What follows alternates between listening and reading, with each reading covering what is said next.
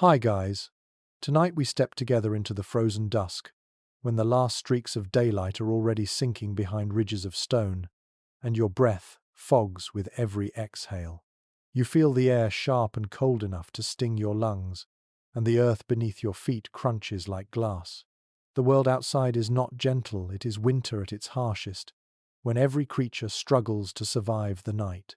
And yes, if you were dropped here without preparation, you probably wouldn't make it past sunrise.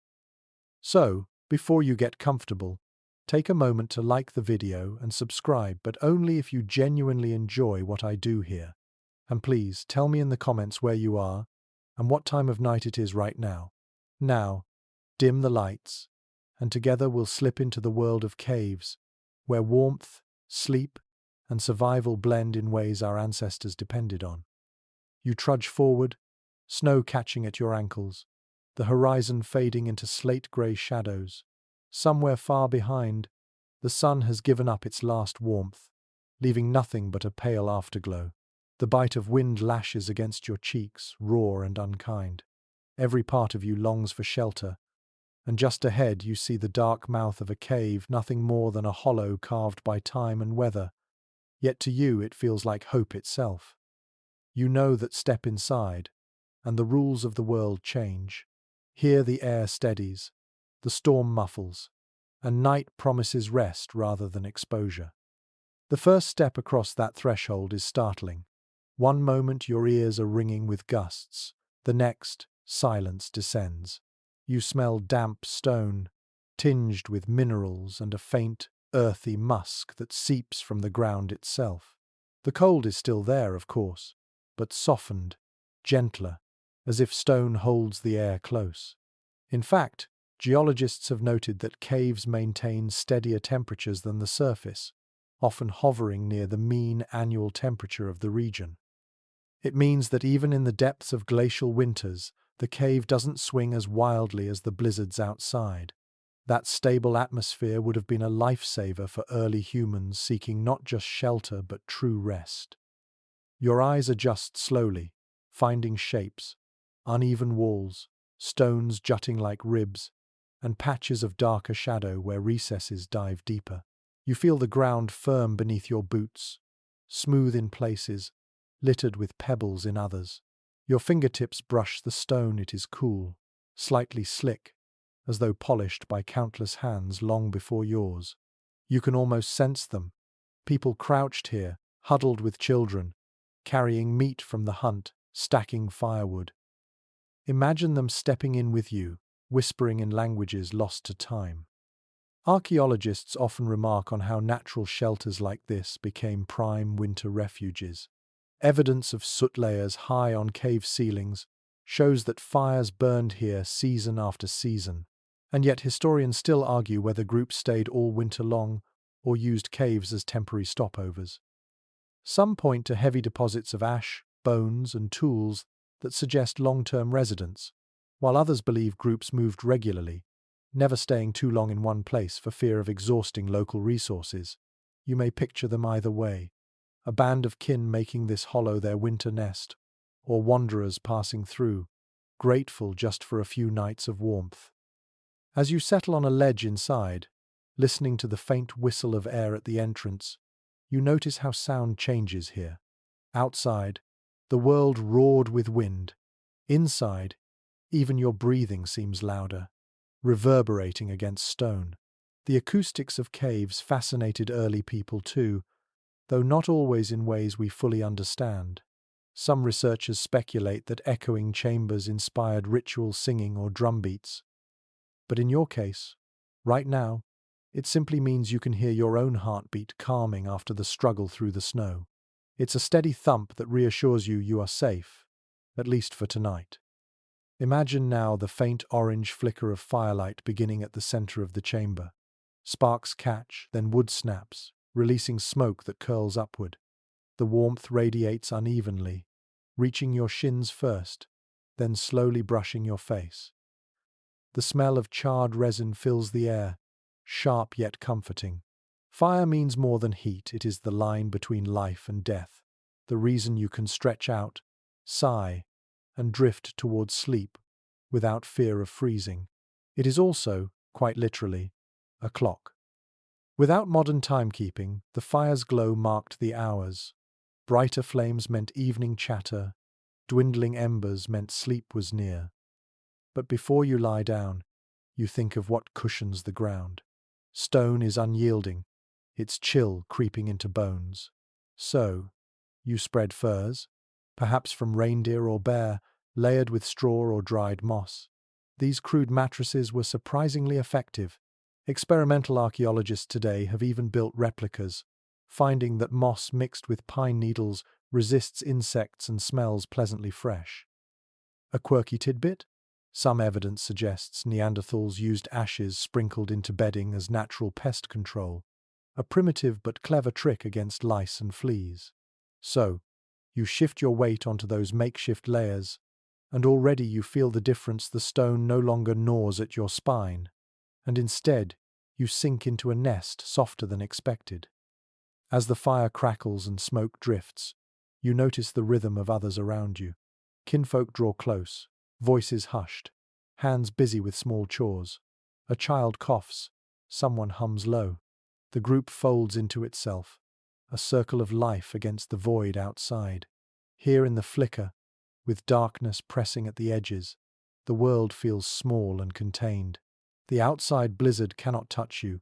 Wolves prowl but cannot enter, and so you breathe deeper, slower, ready to let the weight of the day slip away. The cave becomes a cocoon. Your eyelids droop.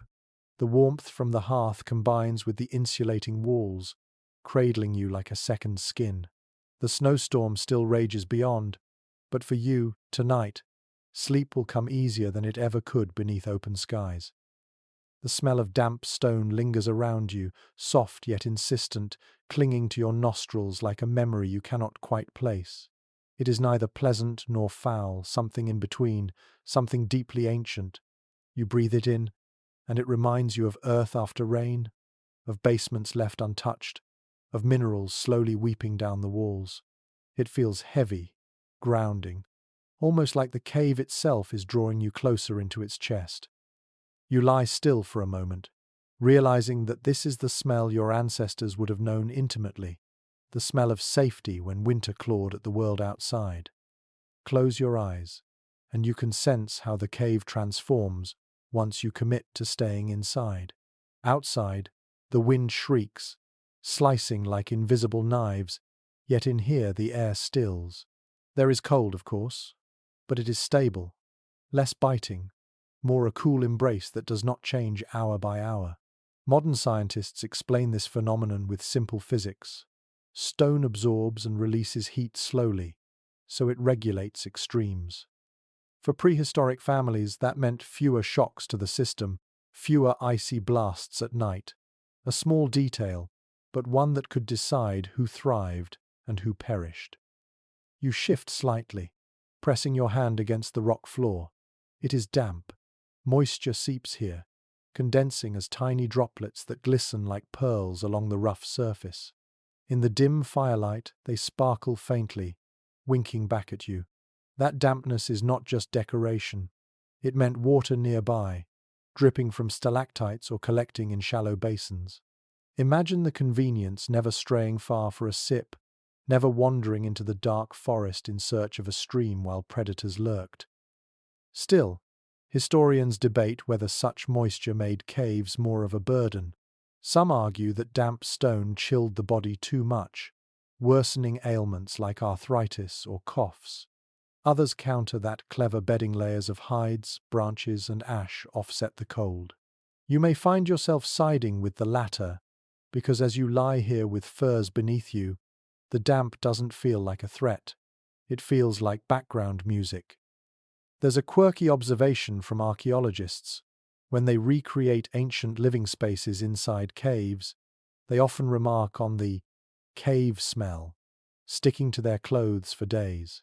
It's a potent combination of minerals, ash, and dampness. That smell would have been part of every waking and sleeping moment for early humans.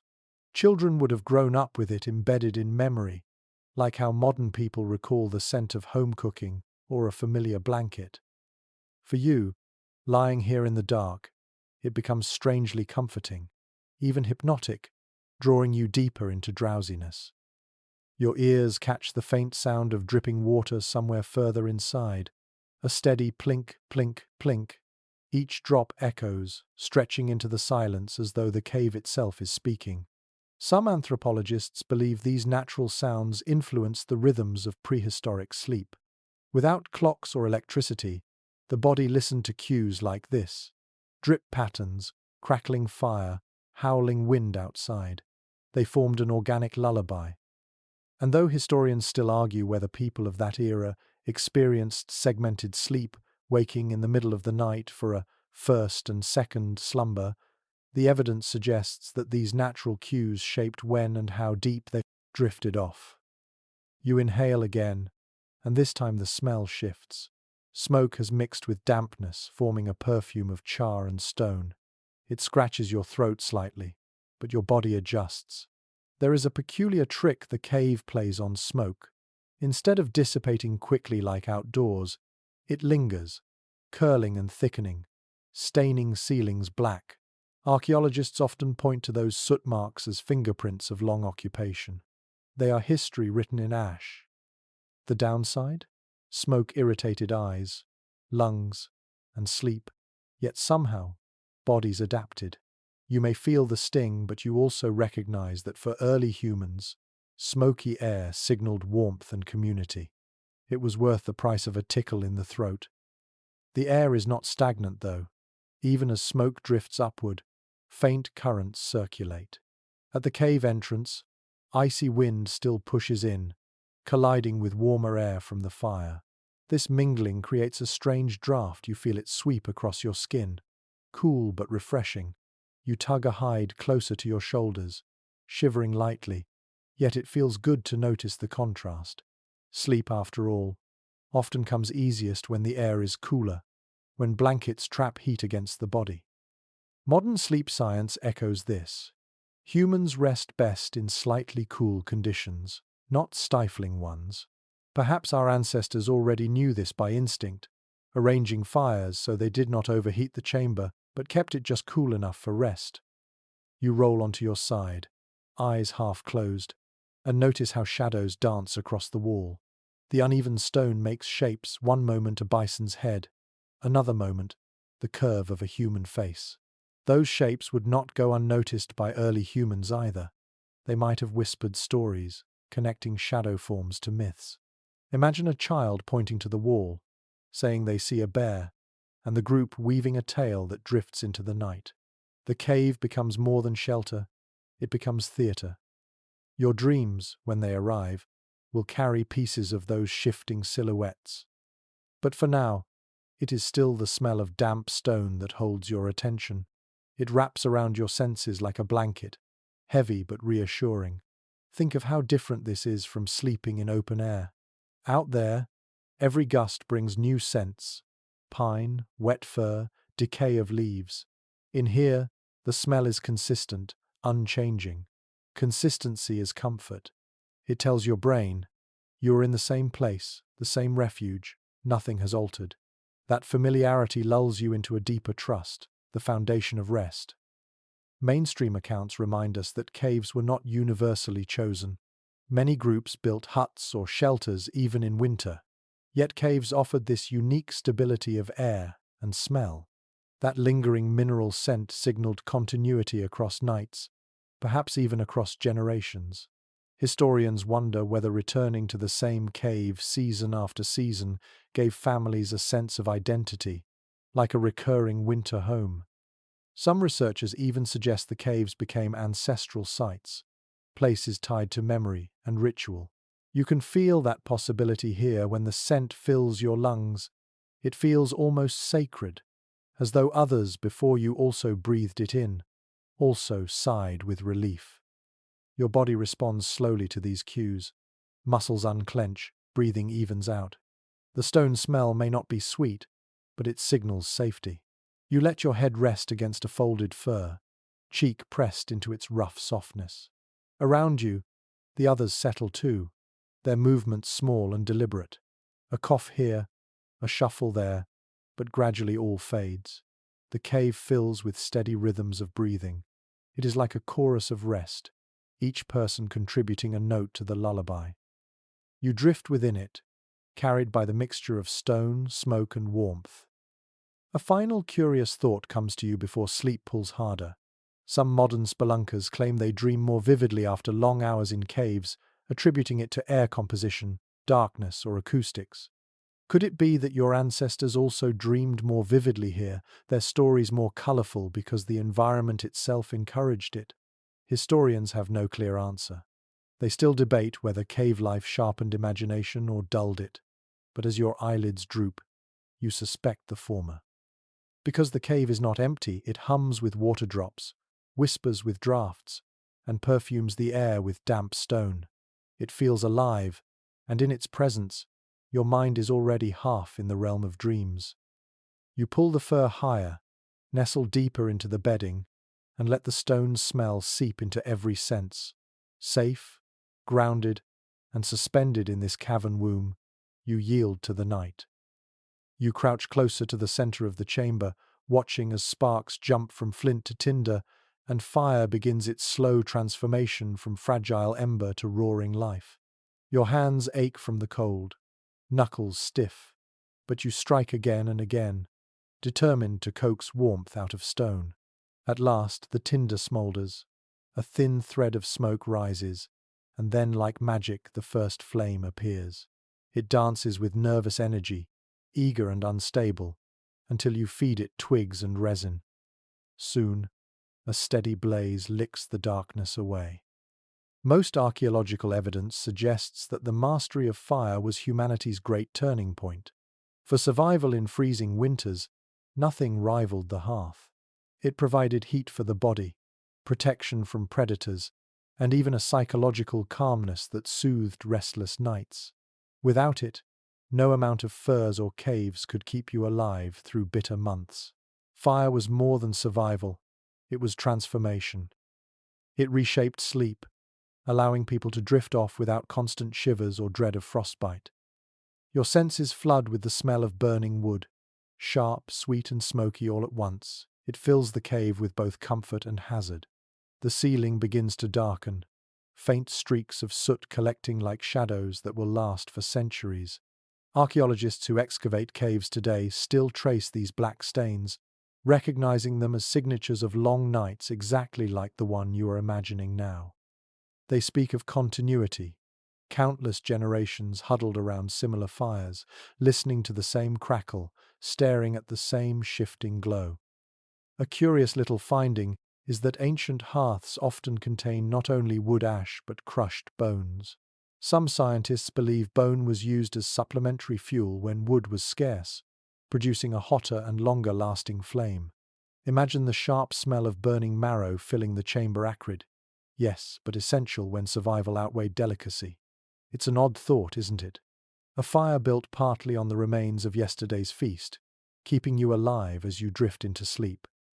As you extend your hands toward the blaze, heat seeps slowly into your fingers, thawing the ache.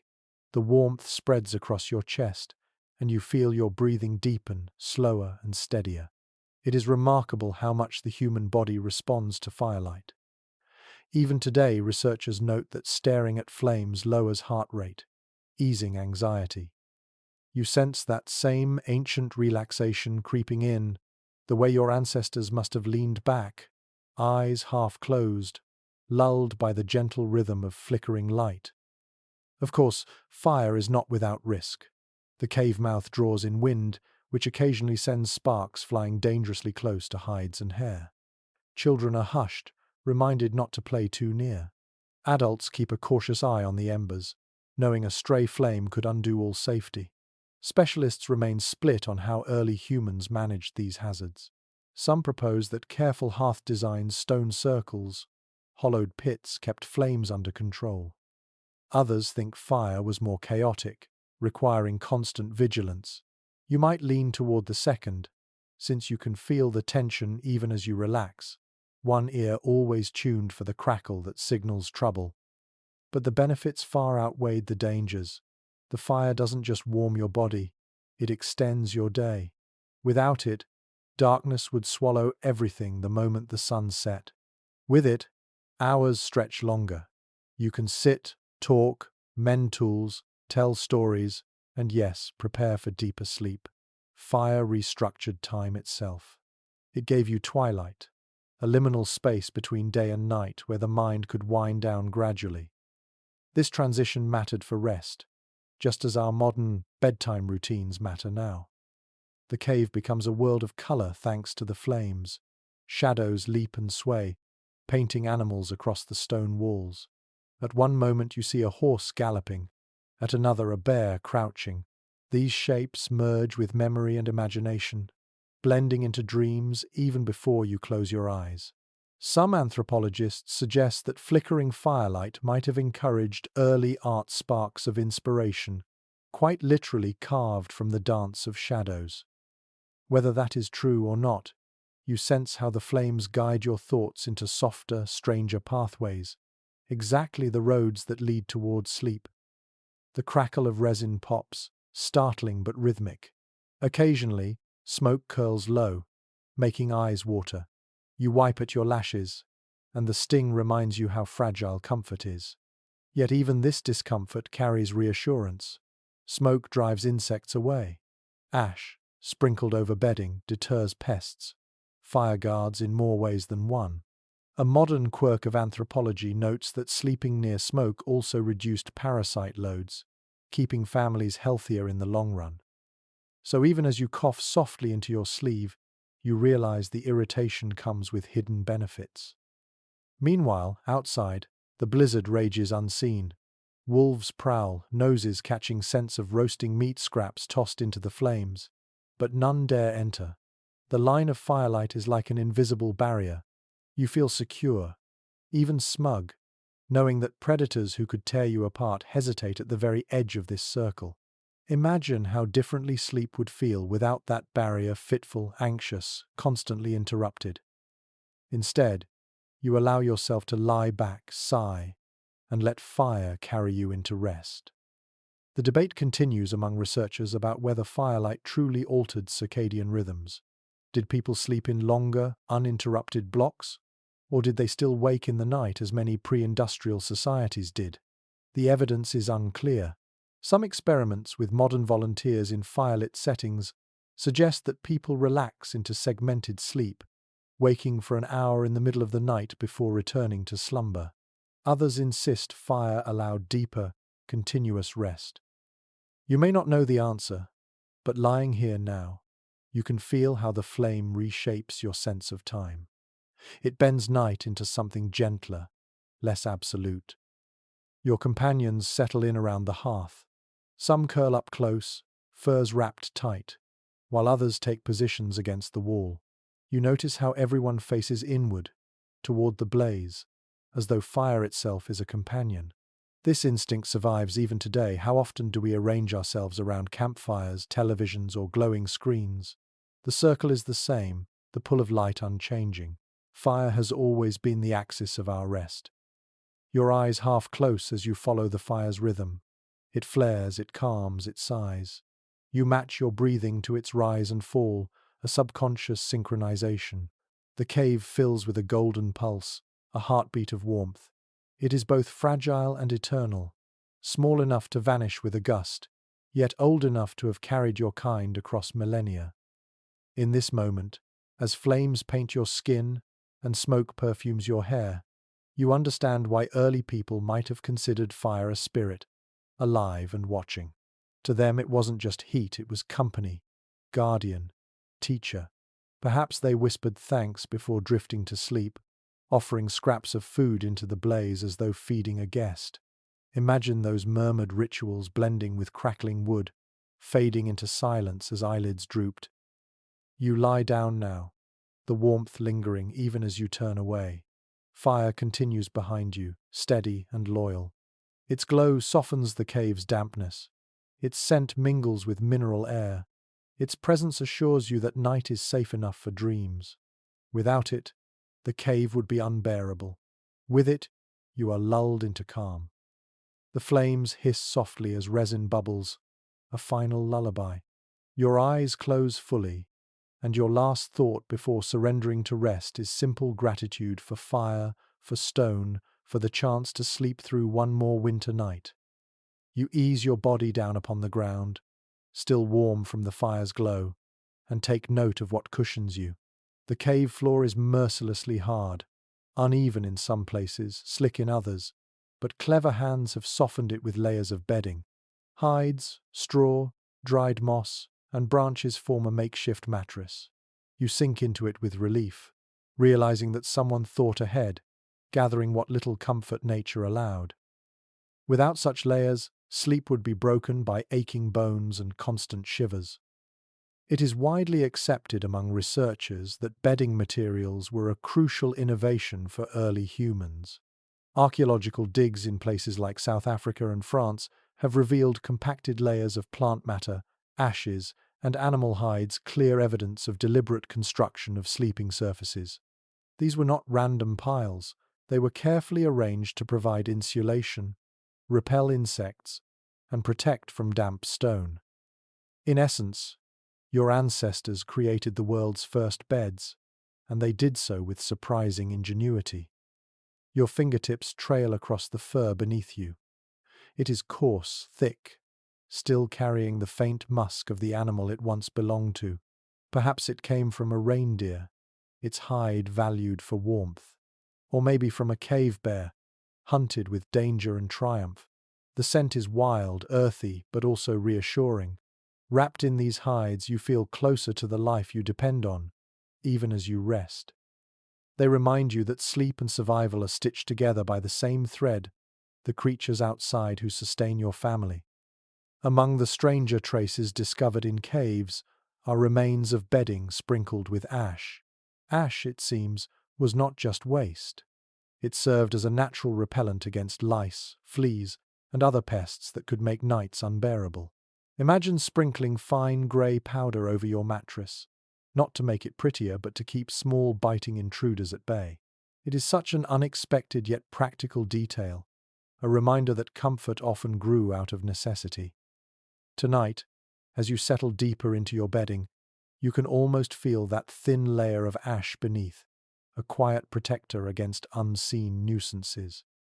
The fire casts its glow across the bedding, highlighting the soft pile of furs and the glint of straw. You notice how the materials form layers, one upon another, a primitive kind of architecture. Some archaeologists maintain that these layered constructions reveal a surprising level of planning. They suggest that families returned to the same sleeping spots night after night, rebuilding their nests, maintaining them, even improving them over time. Others argue these beds were temporary, built only for a few nights before moving on. Interpretations differ when it comes to how permanent these arrangements were, but one thing is clear: comfort mattered. Even in the harshest winters, people wanted more than survival, they wanted rest that restored them. You imagine yourself lying on bare stone for comparison. The thought alone makes your back ache. Stone would leach heat mercilessly, chilling muscles, numbing joints. But with furs beneath you, that cold is blocked. Instead, you feel warmth radiating up from your own body, trapped and reflected back by the hides.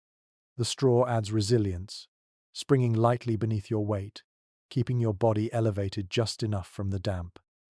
Moss adds softness, its faint pine-like fragrance mingling with the smoky air. Together, these layers form a cradle, a cocoon against winter's cruelty. Close your eyes, and you hear the subtle creak of straw shifting as someone beside you moves. It is a gentle sound, oddly soothing, like the rustle of dry grass in summer. The bedding is alive with texture and sound, part of the cave's lullaby. Even as children squirm and adults stretch weary limbs, the nest holds everyone, absorbing movements into its embrace. The bedding is communal, not individual. You do not claim a personal mattress, you share in one great nest, bound together by closeness. An unusual observation from modern experiments is that such bedding materials also affected air quality. When straw and herbs burned or decayed slightly, they released compounds that could cleanse bacteria from the air. In a confined cave, this might have reduced illness. Think of it. Not only did moss soften your bed, it may have purified the space where you slept. Tonight, with your cheek pressed against fur, you can almost convince yourself the faint, sharp tang in the air is medicine itself. You roll slightly to your side, pressing your body against the warmth of another. Sleeping in groups was not optional. It was survival. Shared bedding meant shared heat, each body contributing to a pool of warmth that made the difference between life and death. The hides draped across multiple figures, cocooning them all, turning a handful of humans into one large breathing organism. Each exhale softened the air. Each heartbeat contributed to a rhythm. You feel it now, your body no longer isolated, but part of a greater whole. Debates persist among experts about whether such close sleeping fostered deeper intimacy or constant tension. Some argue it encouraged bonds, trust, and even synchronized sleep patterns. Others suggest quarrels, discomfort, and lack of privacy plagued nightly rest. As you listen to the faint sighs and snores around you, you can imagine both sides being true. Perhaps there were nights when warmth outweighed irritation, and nights when elbows dug into ribs and tempers frayed. But in this moment, with cold pressing outside and fire glowing within, you sense closeness as comfort. Your hand brushes against straw again, and you realize how little separated you from the earth. Just a thin layer of plant matter, some hides, and then rock. And yet, that little bit of innovation was monumental. It is easy now to overlook such simple inventions, but bedding was as revolutionary as fire in shaping human rest. It allowed the body to heal better, to fight illness, to rise stronger for the next hunt. This is no luxury, it is survival disguised as comfort. Imagine children curled against their parents, furs pulled over small heads. Their breaths puff in rhythm, soft and even. Mothers hum low, not quite lullabies, but murmurs of reassurance. The bedding absorbs it all, a stage for human tenderness as well as necessity. You realize that sleep here is not only about keeping the body alive, it is about nurturing the spirit, ensuring that even in the depths of ice, moments of peace endure. Some researchers note that this closeness to hides and moss also meant closeness to scents. Every night, the smells of animal, plant, and smoke pressed into skin and hair. It may sound unpleasant, but perhaps it became part of identity, the scent of family, of tribe. To those children, the odor of fur was not strange, it was home. Tonight, as you breathe in that musk, you feel strangely comforted too, as though your senses recognize something ancient, older than memory itself. The cave around you sighs. Drips fall in the distance, fire pops, straw rustles. These are the lullabies of your ancestors, woven into the bedding beneath you. You shift, sigh, and let the hides envelop you further. Outside, the blizzard sharpens its teeth, but inside you rest. The bedding does its work silently, insulating you from cold, pests, and pain. It is humble, yet it holds the weight of innovation. As your eyelids grow heavy, you realize you are not just lying on animal skins and dried plants. You are lying on the first true beds of humanity, the foundation of all comfort that would follow. From these crude nests sprung mattresses, quilts, and pillows centuries later, but none of those modern luxuries matter right now. What matters is the warmth seeping into your bones, the softness beneath your cheek, and the gentle knowledge that you will make it through the night. The fire has settled into a steady glow now, not roaring, not threatening to vanish, but humming along as if it, too, has found a rhythm for sleep. You lie back, half-lidded eyes gazing upward, and there it is, the gentle hush of water dripping from some unseen stalactite in the depths of the cave. Plink, plink. The sound stretches across the chamber, echoing in ways that transform the smallest droplet into something grand. It feels like a metronome keeping time in the darkness, a patient and eternal lullaby whispered by stone itself. Excavations consistently reveal that prehistoric caves bore signs of water erosion and dripstone formations. Many shelters chosen for winter survival were not just empty cavities but living spaces shaped by centuries of dripping, flowing water. To the modern ear, That sound is white noise, soothing, steady, a signal to the brain that it is safe to rest.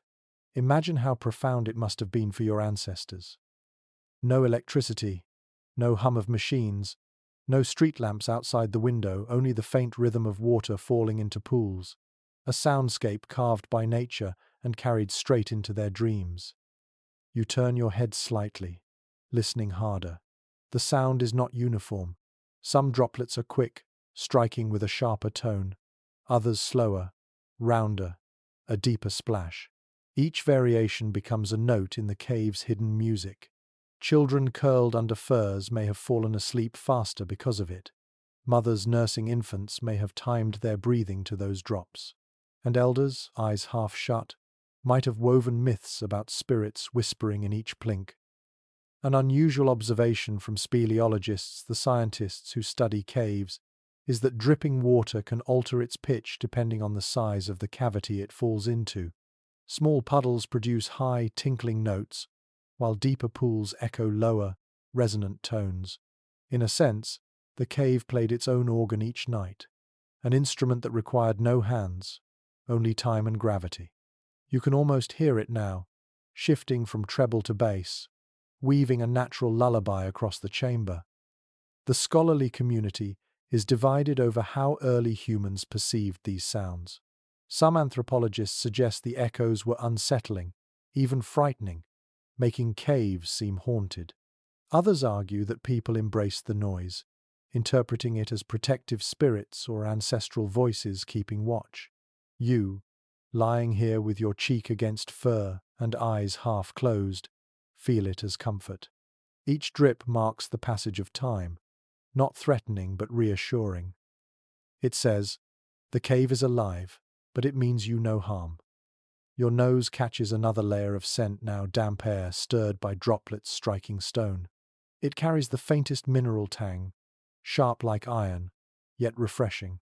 The smell mixes with smoke, hides, and moss to create a cocktail of earthbound aromas.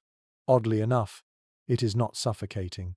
Instead, it is grounding, tethering you to the present moment. You think of modern sound machines that mimic rain or waterfalls, sold to help restless people sleep. Your ancestors had the original version, right here, free and endless. Some researchers believe this acoustic environment contributed to deeper sleep cycles. The steady rhythm may have lulled bodies into slower heart rates and longer breaths, much like a lullaby does for infants. The theory has its detractors. Of course, others claim the irregularity of drips could just as easily wake people. Still, when you let yourself imagine lying here night after night, the pattern becomes hypnotic. Your mind begins to sync with it, your thoughts spacing out like the drops themselves. There is a quirky little detail uncovered at certain sites. Dripstone formations near bedding areas often bore small indentations where people may have collected water in skins or gourds. It seems that not only did they listen to the water, they lived by it. A drip might lull you to sleep while also filling tomorrow's supply of drinking water, dual purpose, practical and poetic. Tonight, as you listen, you imagine a gourd catching those plinks, a steady resource gifted by the cave's own heartbeat. The drip echoes further into the chamber, mixing with the crackle of embers. Together they create layers of soundfire's warmth in one ear, water's patience in the other. You realize how balanced it feels. Flame and drip, heat and cool, light and dark. Each sense is attended to, each need mirrored. The cave provides not just walls but a symphony. Sleep doesn't creep in through silence, it flows in through harmony. You shift on your bedding, noticing how every movement carries into the quiet. A rustle of straw, a sigh from someone nearby, all swallowed into the greater resonance. The dripping water becomes a backdrop, masking small disturbances, smoothing rough edges. It is like the hum of traffic lulling modern sleepers, only purer, untouched by human machines. Perhaps this was one of nature's gifts, sound designed not to distract but to cradle. Some elders, you imagine, might have told children that the droplets were messages from the spirit world, each plink a word, each echo a reminder that ancestors lingered. In fact, some scholars argue that caves themselves were viewed as liminal spaces, the thresholds between the living world and the underworld. If so, then these water sounds would have deepened that mystique. Yet even if interpreted as otherworldly, they weren't always feared. Instead, they could be reminders of protection, of unseen presences keeping watch while the family slept. Your eyes droop as you follow the rhythm. You don't count the drops, they count you, marking your slow surrender into rest. Every plink is a nudge downward, every echo a hand guiding you deeper. You let it happen, no resistance, just trust. Before you drift fully, you remember a modern experiment where volunteers slept inside caves for weeks without clocks or sunlight. Many of them reported unusual dreams, vivid and immersive, often tied to the sound of dripping water. One volunteer even claimed they felt the cave was breathing with them. Whether that was real or imagined, you can sympathize. Right now, the cave feels alive. Its drips a pulse in your ears, synchronizing with your chest. Outside, the storm howls, but you barely notice.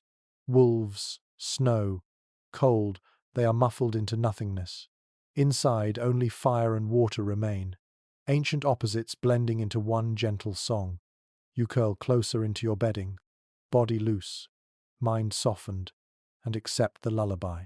You may not know if this is superstition or science, comfort or coincidence, but tonight, the dripping water belongs to you.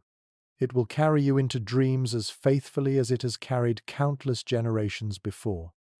Smoke curls upward in lazy spirals, finding its way to the roof of the cave, where soot marks spread like dark wings. You watch the fire's breath stretch higher, thinning as it climbs, and then pooling in a heavy haze near the ceiling. It clings there, stubborn, only escaping through cracks and fissures invisible in the shadows.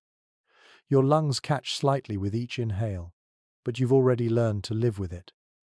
This is the price of warmth and safety, air that scratches at the throat, eyes that water, yet bodies that survive. Most archaeologists agree that soot deposits are among the clearest signs of long-term cave habitation. When excavators tilt their lights toward ceilings, the blackened crust tells its own story. Years upon years of hearths burning in the same spots. Families, seasons, generations, layer after layer of smoke, sealed into stone like an archive. To the untrained eye, it looks like nothing more than dirt. But to experts, it's a diary written in charcoal, proof that people found this air breathable enough to endure, even when it wasn't exactly pleasant. You cough lightly, but then chuckle at the thought. Even discomforts can feel comforting when they are familiar. The sting of smoke in your eyes is shared by everyone around you, grandparents, children, hunters returned from the chase. It is communal irritation, softened by laughter and habit. A modern oddity. Researchers who replicated cave living in controlled settings reported that some volunteers claimed to miss the smoke after leaving. They described it as part of the cave's personality, a smell that became inseparable from memory. Tonight, you can understand that strange affection. Archaeologists continue to debate how ancient people managed ventilation. Some propose they built small fires near cave mouths, letting drafts carry smoke outward.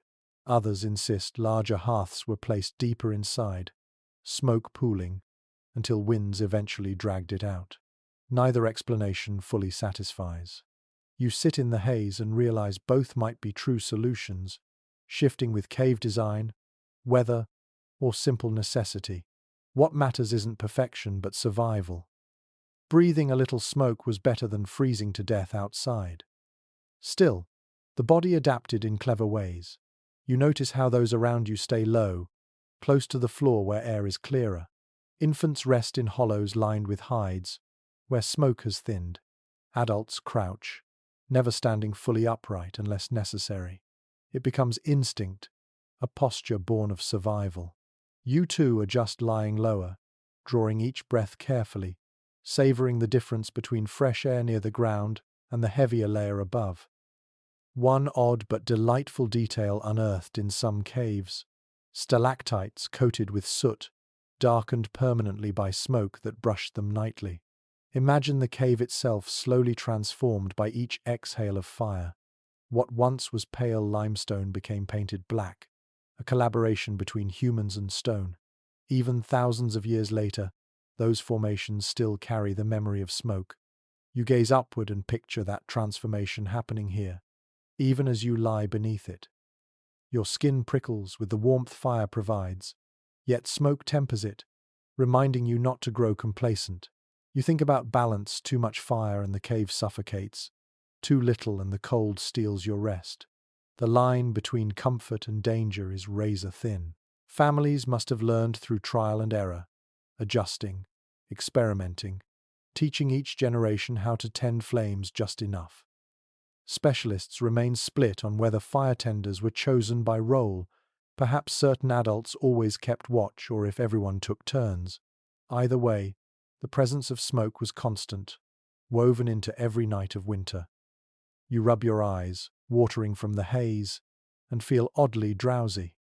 Some scientists suggest that carbon particles or lower oxygen might have influenced sleep, pushing people into deeper states more quickly. The idea isn't proven, but as you blink heavily, it feels plausible. Smoke, for all its irritation, may have been a strange ally of slumber. Your ancestors, dozing with watery eyes, might have slid into dreams faster than they ever would have under clear skies. The sound of crackling wood continues, each pop a reminder that smoke is always moving. It snakes upward, reshaping shadows, curling into invisible paths. You imagine the cave roof mottled with scars of flame layers of soot mingled with dripping minerals. Over centuries, smoke became part of the geology, fossilized evidence of nights like this. Without words or symbols, people inscribed their presence into stone simply by surviving. An unusual observation by modern cave explorers is how the smell of old soot lingers even in caves abandoned for millennia. Step into one, and you may still detect faint char, a whisper of fires long gone. It is a sensory time machine, pulling you back across eras. Tonight, as smoke weaves through your hair, you know that someone, thousands of winters ago, lay in this same haze, eyes watering, lungs adjusting, yet heart slowing into rest. The children stir, some coughing softly, but no panic follows. Parents soothe with gentle pats, murmurs blending into the crackle. The group has accepted smoke as part of life, not an intruder. You realize this acceptance is a kind of wisdom resisting what cannot be changed, only wastes energy. Instead, they folded discomfort into routine, even into comfort. Smoke meant warmth. Smoke meant company. Smoke meant you could close your eyes and expect to wake again. Your vision blurs slightly as tears sting, but the firelight beyond those tears glows softer, hazier, like a lantern seen through fog. It is beautiful. In a way, flame and smoke collaborating to paint dreamscapes on the cave walls. Bison and horses flicker, shadows elongated by the shifting haze. This theatre of smoke and light must have entranced children, their first stories written in vapor. Maybe that's how myths of spirits in the flames began, or how elders explained the blurred visions of half-sleep. You let your breath fall into rhythm with the fire's sigh. Inhale, cough lightly. Exhale, relax. Your body knows what to do, even as lungs negotiate with haze. A warmth spreads through your limbs, making the sting in your eyes feel minor, manageable. Comfort, here, is not the absence of hardship. It is the art of resting despite it. As you nestle deeper into your bedding, the smoke above thickens, but you pay it little mind. You know it will find its way out eventually, slipping through cracks and mingling with storm winds. For now, you remain inside its embrace.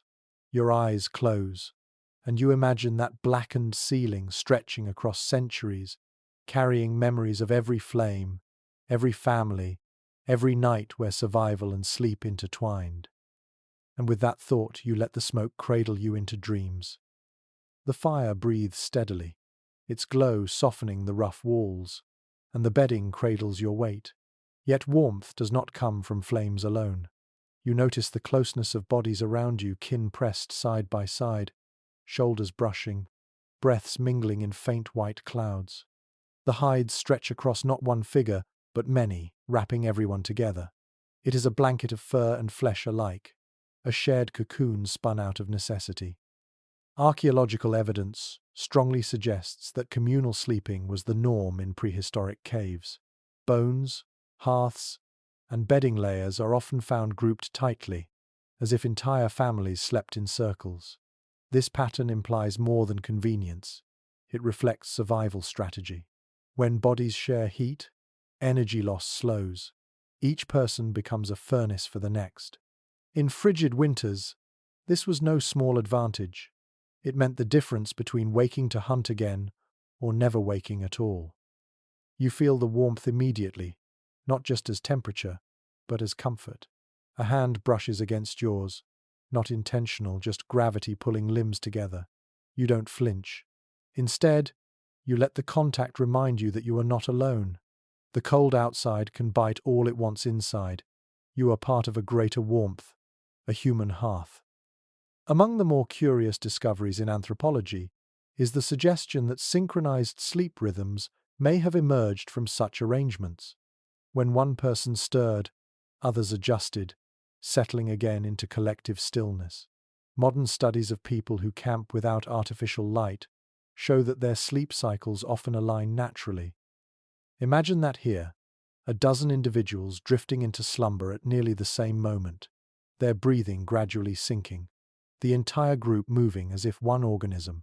The cave itself must have hummed with that rhythm, like a great sleeping animal. Researchers remain divided on whether communal sleeping fostered stronger social bonds or bred constant friction. One side argues that nightly closeness built trust and empathy, the foundation of cooperative hunting and shared survival. The other suggests it caused tension, snoring, coughing, fidgeting, and the loss of private space. As you shift slightly against your neighbor's shoulder, you can believe both. Perhaps there were nights of annoyance, but in the face of blizzards and predators, the need for unity outweighed any irritation. Your senses expand in this nest of warmth. You hear the layered breaths around you, some slow and heavy, others quick and shallow. Each voice adds texture to the soundscape. A child sighs in sleep, the exhale thin and high. An elder's chest rumbles with a deeper rhythm, all blend together into an accidental symphony. You match your breathing to it without realizing, falling into step with the group's collective pulse.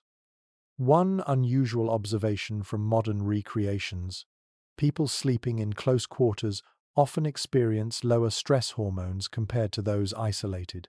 There is a calming effect in hearing others nearby, in feeling subtle touches of warmth. Loneliness evaporates. Even today, some cultures keep the tradition of group sleeping, not only for warmth but for emotional comfort. You sense that comfort acutely, an invisible safety net woven out of proximity. The hides smell faintly of musk and smoke, but also of kin. Your nose catches the unique human scent, salty, earthy, familiar. It is not perfume, but it is identity. To children, the smell of family meant security. To you, pressed into this communal cocoon, it signals that you belong. The cave may be stone and cold, but the people make it a home. Of course, not all nights were tranquil. Imagine arguments carried into the bedding, siblings squabbling, couples bickering, someone claiming more space than their share. Perhaps laughter followed, or perhaps sulking silence. Academic circles have long discussed whether this closeness amplified conflict or created resilience. Maybe both. You can almost hear echoes of a grumble or a chuckle, fading into eventual snores. Even discord becomes small when exhaustion settles in. You shift again, feeling how hides stretch taut across multiple bodies. It is not like your modern blanket, tailored to one sleeper. Here, coverings belong to everyone. If one tugs, the others adjust. The fabric of rest is literally shared. This requires cooperation even in unconsciousness. That lesson, subtle yet profound, shaped human culture. To rest well, you had to yield a little comfort for the group. Tonight, you give up a corner of hide, and in return, someone else's warmth shields your spine. The fire pops, sending sparks briefly skyward, and heads stir reflexively. No one rises. The danger is minimal, and trust carries the group. You think about how these reflexive checks, glances, murmurs reinforce safety. Someone is always close enough to wake if needed. You are never unguarded, not in such intimacy. Predators may roam outside, but inside, human warmth is both armor and reassurance. You close your eyes, letting yourself melt deeper into this pile of humanity. Each movement is absorbed by the whole, your weight carried by more than just bedding. It is carried by trust. The warmth that seeps into your bones is not just physical, it is social, emotional, ancestral. You realize why stories of kinship survive across millennia. In the harshest winters, family was not just important, it was the only true shield against death. One odd but telling detail emerges in modern anthropological surveys. People who share sleep environments often recall more dreams than those who sleep alone. Some suggest it's because small disturbances wake them during lighter stages of sleep. If that were true for your ancestors, then communal living didn't just protect them physically, it enriched their dream lives. Perhaps dreams became shared stories, retold by firelight the next day, weaving collective mythologies. You smile faintly, realizing even dreams were communal property here. The storm outside rages on, unseen, unheard. Its power has no sway over you tonight. Instead, you are wrapped in warmth, carried by breaths, lulled by presence. You let the sensation wash through you, the brush of another's elbow, the rhythm of synchronized lungs, the muffled cough in the distance. These are not annoyances, they are proof that you are not alone, that you belong to a circle of life enduring the ice. Your body loosens, muscles unclenching, heart slowing. You surrender not just to sleep, but to the group's collective slumber. Your eyelids droop, heavy, as warmth and sound blur into one steady current. Outside, wolves pace. Inside, you dream. The warmth of bodies fades into the hush of awareness. Your eyes, half closed, drift toward the entrance of the cave. Beyond the glow of firelight lies only blackness, pierced occasionally by the silver shimmer of snow swirling under the moon. The world outside is alive with movement, though you cannot see it clearly. You sense it, the shifting of paws across ice, the low snarl of hunger carried on the wind. Wolves, maybe a lynx, perhaps even a great bear, restless in winter's depth. It is widely accepted among archaeologists that caves were chosen as shelters not only for their insulation but also for their defensive position. A narrow mouth of stone could act like a fortress with just one point of entry to guard. When predators prowled in the dark, the cave became a shield. Yet this sense of safety was always tinged with caution. A family might huddle in warmth, but ears remained tuned to the outside world. Each howl in the distance was both a warning and a reassurance. Wolves are near, yes, but they are not inside. You lie still, listening. The wind carries sounds unevenly, bending them until they seem closer or farther than they truly are. A howl arcs across the night, beginning low, then rising to a high, lonely pitch. A shiver runs through your spine, even though the wolves cannot reach you. Somewhere, a child stirs at the sound, pulling tighter beneath a hide. The cave walls amplify the outside noises, as though reminding you, danger lingers just beyond your walls. Among the more curious notes from ethnographers is that many hunter-gatherer groups into modern times created bedtime stories about predators. These tales were both warnings and comforts, designed to teach children caution but also to soothe them. You imagine an elder whispering now, "Stay close. The wolf will not cross the fire." It is a ritualized lullaby, fear softened into safety by story. Interpretations differ when it comes to whether early humans ever shared their caves with dangerous animals. Some evidence suggests bears may have denned in certain shelters before or after people, leading to potential clashes. Other scholars argue that humans carefully avoided caves with such signs. Still, bear skulls found deliberately arranged in niches hint at a relationship more complex than avoidance, perhaps reverence, perhaps fear, perhaps both. As you stare at the cave mouth, you cannot decide whether you'd welcome or dread those glowing amber eyes appearing there. A sudden gust pushes snow deeper into the opening, scattering flakes that glisten against firelight. The cold shock tightens your muscles, but no beast follows. You breathe easier, though the awareness of what lurks beyond remains. You imagine wolves circling, their paws pressing the snow flat, their noses twitching for scents of meat or smoke. They wait, patient, clever, hoping for weakness. But the barrier of stone and flame stands strong. One unusual observation from zoologists is that wolves often avoided firelight even when desperate. Their caution, inherited through generations, made them hesitate at the glowing boundary. For your ancestors, this meant a powerful advantage. Fire didn't just warm, it drew a line predators rarely dared cross. Tonight, as flames flicker near the entrance, you see how their glow becomes an invisible wall, an unspoken command. Stay away. Still, the night stretches long. You wonder what it must have felt like to sleep lightly, ears always tuned for change. Even with warmth and kin, vigilance never fully lifted. Perhaps that is why people took turns tending the hearth, because the true fear wasn't freezing, it was waking to a shadow stepping inside. Specialists remain split on whether night watches were formalized roles or simply instinctive insomnia among some members of the group. You can almost picture one person now, eyes half open, watching the cave mouth while others drift deeper into dreams.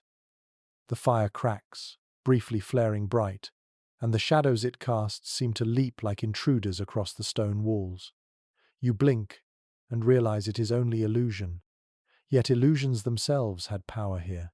How many times did a half-dreaming figure believe they saw a predator in the flicker, only to sigh in relief when it vanished? Perhaps those moments seeded myths of spirits pacing at the threshold, guardians or tricksters, keeping sleepers alert. You draw your hide closer, ears still pricked for the faintest sound. Beyond the storm's howl, you think you hear crunching paws. Maybe it is only branches snapping under ice. Maybe not. That uncertainty was constant in cave life each night, a wager with nature. You rest anyway, because rest is not optional. It is an act of faith, trusting that stone and fire will hold.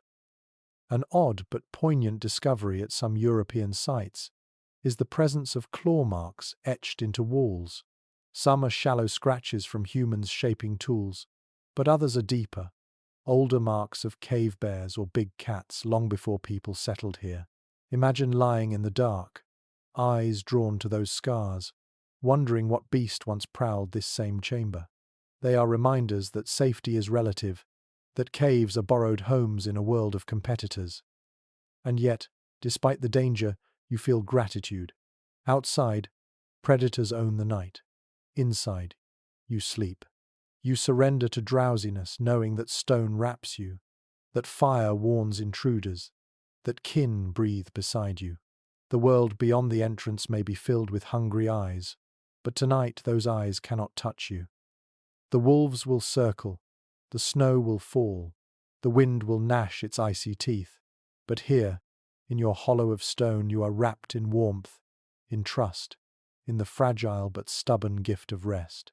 You allow yourself to close your eyes, knowing danger will wait until morning, and by then, you will be ready. The fire softens, glowing like a tired heart, and the cave is steeped in shadows that stretch and sway across the stone. You lie back, lids heavy, and begin to notice how those flickering shapes become stories all their own. The bison etched on the wall seems to stir, head lowering as if grazing. A jagged crack in the rock morphs into a hunter's spear. Even the curves of the ceiling mimic the swell of mountains outside. It is not stillness, you see, but a moving theatre, an endless play of light and stone. Excavations at Paleolithic sites show evidence of deliberate use of fire near painted surfaces, suggesting that early artists may have understood how flicker transformed their work. It is widely accepted among researchers that shadows gave the art motion, breathing life into static figures.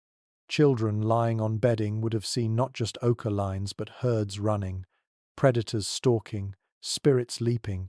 Sleep came not in silence but through immersion in this visual dreamscape. You blink slowly, mesmerized. The shadows lengthen, shorten, ripple. Your mind begins to play tricks, turning the randomness of light into coherent patterns. A horse gallops. A bird spreads its wings. Perhaps this was humanity's first cinema. Stories performed by flame long before words etched them. It is hypnotic, this unintentional show. You understand how imagination and sleep blurred together in these spaces. A curious little finding from cave excavations: soot, stained bones with sharpened ends, possibly used as primitive lamps. Researchers believe these bones were filled with fat and lit, casting longer, steadier glows against walls. That extended the shadow play, creating slower, more deliberate dances of light. Imagine lying here, eyes drifting shut, watching a lamp-fed shadow stretch across the ceiling like a migrating bird. Even dreams might begin with those illusions, carried forward into the night. Interpretations differ when it comes to whether these shapes inspired myths or merely entertained restless minds. Some scholars suggest the shadow shows birthed ritual spirits of animals returning through art, guiding hunters in dreams. Others argue it was simpler, a distraction that soothed children and calmed nerves before rest. Neither explanation is certain, yet as you watch shapes stretch and flicker, you realize it doesn't matter. Whether divine or mundane, the result is the same: peace, fascination, the gentle surrender to drowsiness. You let your eyes wander along the jagged stone. The cracks and bulges create endless possibilities: faces, beasts, landscapes. A child whispers softly, pointing to a shadow that looks like a bear. An elder chuckles, weaving a tale about a great spirit watching from above. The story doesn't last long before the rhythm of breathing takes over, but the impression lingers. The cave itself has spoken, its voice a chorus of shadows. An unusual observation from experimental archaeology: modern people placed in firelit caves often report the same sensation: shadows shifting into recognizable shapes, even when they know it's illusion. Our brains crave patterns, finding meaning in randomness. To your ancestors, without scientific explanation, those patterns may have felt like genuine visions. Sleep must have come tinged with awe, as if the world itself leaned down to whisper before you closed your eyes. The shadows ripple across your own skin, painting you in tiger stripes of light and dark. You watch your hand turn into a claw, your outlines stretch into something monstrous. Children likely played with such shapes, their fingers creating birds, wolves, or spirits on the walls. In those playful acts, comfort grew. Fear of the dark melted into laughter, then into slumber. You can almost hear giggles echoing through the chamber, soon swallowed by yawns. Researchers remain divided on whether such nightly shadow shows were intentional or incidental. Did people build fires precisely to animate art, or was it a happy accident of survival? Specialists have yet to settle this debate, but you feel the truth lies somewhere in between. Fire was necessity, art was expression, and together they made nights magical. No one needed to plan it, shadows danced regardless, and people embraced the wonder. The fire crackles again, flaring briefly, and the shadows leap wildly, chaotic, dizzying. You catch your breath, startled, then laugh softly at your own reaction. How many times did your ancestors do the same, startled awake, heart racing, only to realize it was nothing but light and stone? Perhaps these moments even trained the mind, blending vigilance with imagination, teaching humans to balance fear with curiosity. The cave grows warmer as hides and bodies trap heat, yet the shadows remain restless, shifting with every twitch of flame.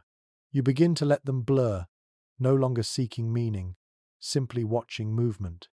The effect is hypnotic, like staring at ocean waves or drifting clouds. Your thoughts grow slow, your body heavy. The shadow play is no longer entertainment but a pathway, easing you gently into the threshold of dreams. One odd but compelling idea from certain scholars that early humans may have practiced a form of guided dreaming through such rituals. By focusing on shapes before sleep, they carried those images into their subconscious, where they mingled with memory and desire. Dreams of bison, horses, and hunts may have begun as shadows on the wall.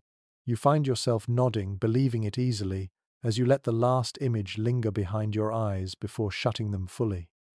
The storm outside rumbles faintly, but here, inside, you are cocooned in light and illusion.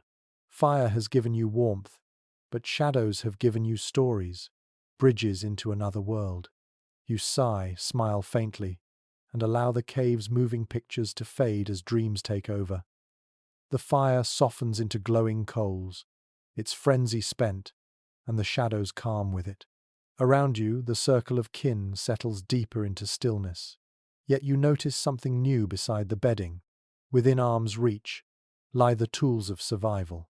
Flint blades glint faintly, a spear leans against the wall, and a hammerstone rests heavy where anyone can grab it. Even in slumber, the instinct to prepare never leaves. To drift unarmed in a world of predators would be unthinkable. Most archaeological sites with traces of prehistoric living show not only hearths and bedding, but also clusters of tools scattered around sleeping areas. It is generally accepted by researchers that people kept weapons close at night, not neatly stored away but ready to grasp in a heartbeat. The cave was a home, yes, but it was also a fortress. Sleep could not mean total vulnerability. Stone edges and wooden shafts were guardians as much as fire and walls. You imagine the sensation, lying down with a flint knife under your palm, its edge sharp enough to slice hide or fend off a wolf. The cold stone presses into your skin, uncomfortable but comforting all the same. Like modern people locking doors or setting alarms, your ancestors relied on these tools as reassurance. Each weapon whispered silently, "Rest. I am here if danger comes." Among the more unusual findings at certain European sites are caches of tools tucked into niches near bedding areas. They weren't just scattered randomly, they were arranged, as if deliberately kept close but out of the way of sleep. One peculiar discovery even showed spear points arranged in a fan shape around a hearth, almost like a circle of silent sentinels. Was this mere convenience, or a ritual gesture? Scholars continue to debate. You can almost picture someone placing each spear deliberately before lying down, a bedtime routine as habitual as brushing teeth today. You roll slightly in your bedding, feeling the weight of a hypothetical blade at your side. The thought steadies you. Even if predators dared the fire's edge, even if another band of humans intruded, you would not be empty-handed. The flint is there, the spear is near. The tools themselves become part of your body, extensions of instinct, even while your mind drifts. Of course, not every tool was meant for violence. Some were for comfort scrapers for cleaning hides, bone awls for stitching, hammerstones for cracking marrow. Kept close, they ensured the next day's work began swiftly. Imagine waking before dawn, hunger gnawing, and reaching without thought for a scraper to finish preparing meat. Tools at the bedside meant efficiency, a rhythm of life where work and rest intertwined seamlessly. An odd but delightful observation from modern experimental archaeologists.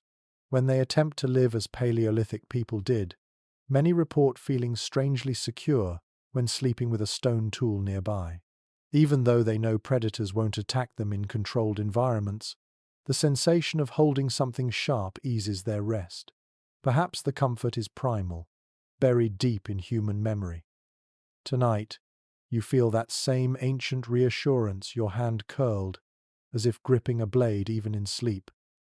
Researchers remain divided on whether these tools were considered ordinary objects or imbued with symbolic power. Some argue they were mere necessities, scattered casually. Others suggest they were more than that, extensions of identity, talismans against fear. The truth likely lies in between. A knife was both tool and charm, both weapon and reassurance. Sleep, in this light, was never just physical, it was spiritual as well, an act bolstered by the presence of stone guardians. You let your gaze wander to the spear by the wall.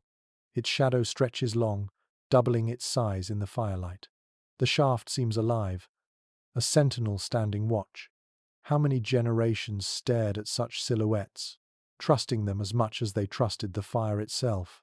A spear was not only wood and flint, it was the embodiment of survival, the answer to hunger, the barrier against predators, the guardian of night. Its presence beside your bedding is as calming as the warmth of the fire. One peculiar detail from digs in France and Spain: some flint blades found near sleeping areas were deliberately blunted, their cutting edges worn smooth. Were these tools retired, kept as relics of hunts past?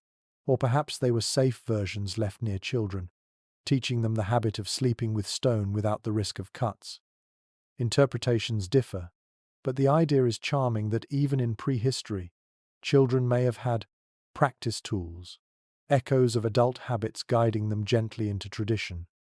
The cave sighs with night sounds, the crackle of coals, the drip of water, the shifting breaths of sleepers. Yet layered beneath it is the quiet confidence of tools nearby. Your ancestors slept not in helplessness, but with stone and bone within reach. It did not erase danger, but it dulled fear enough for rest to come. You imagine waking suddenly at a noise, the snap of a branch, the growl of a beast. In that moment, your hand would already know where to reach, your body rising half from instinct, half from practice. That readiness was part of sleep itself, woven into the posture of rest. To sleep deeply meant to sleep armed, to let the mind wander while the body stayed coiled like a spring. There is a scholarly debate about whether such vigilance led to fragmented, lighter sleep among early humans. Some argue that constant readiness kept slumber shallow, reducing restorative cycles. Others counter that shared warmth, predator barriers, and tools together provided enough security for true deep sleep. Perhaps the answer is not universal but situational. Some nights heavy with exhaustion after hunts, others lighter, restless, ears tuned for danger. Tonight, you sense yourself slipping into the deeper kind, reassured by fire, kin, and the silent company of stone.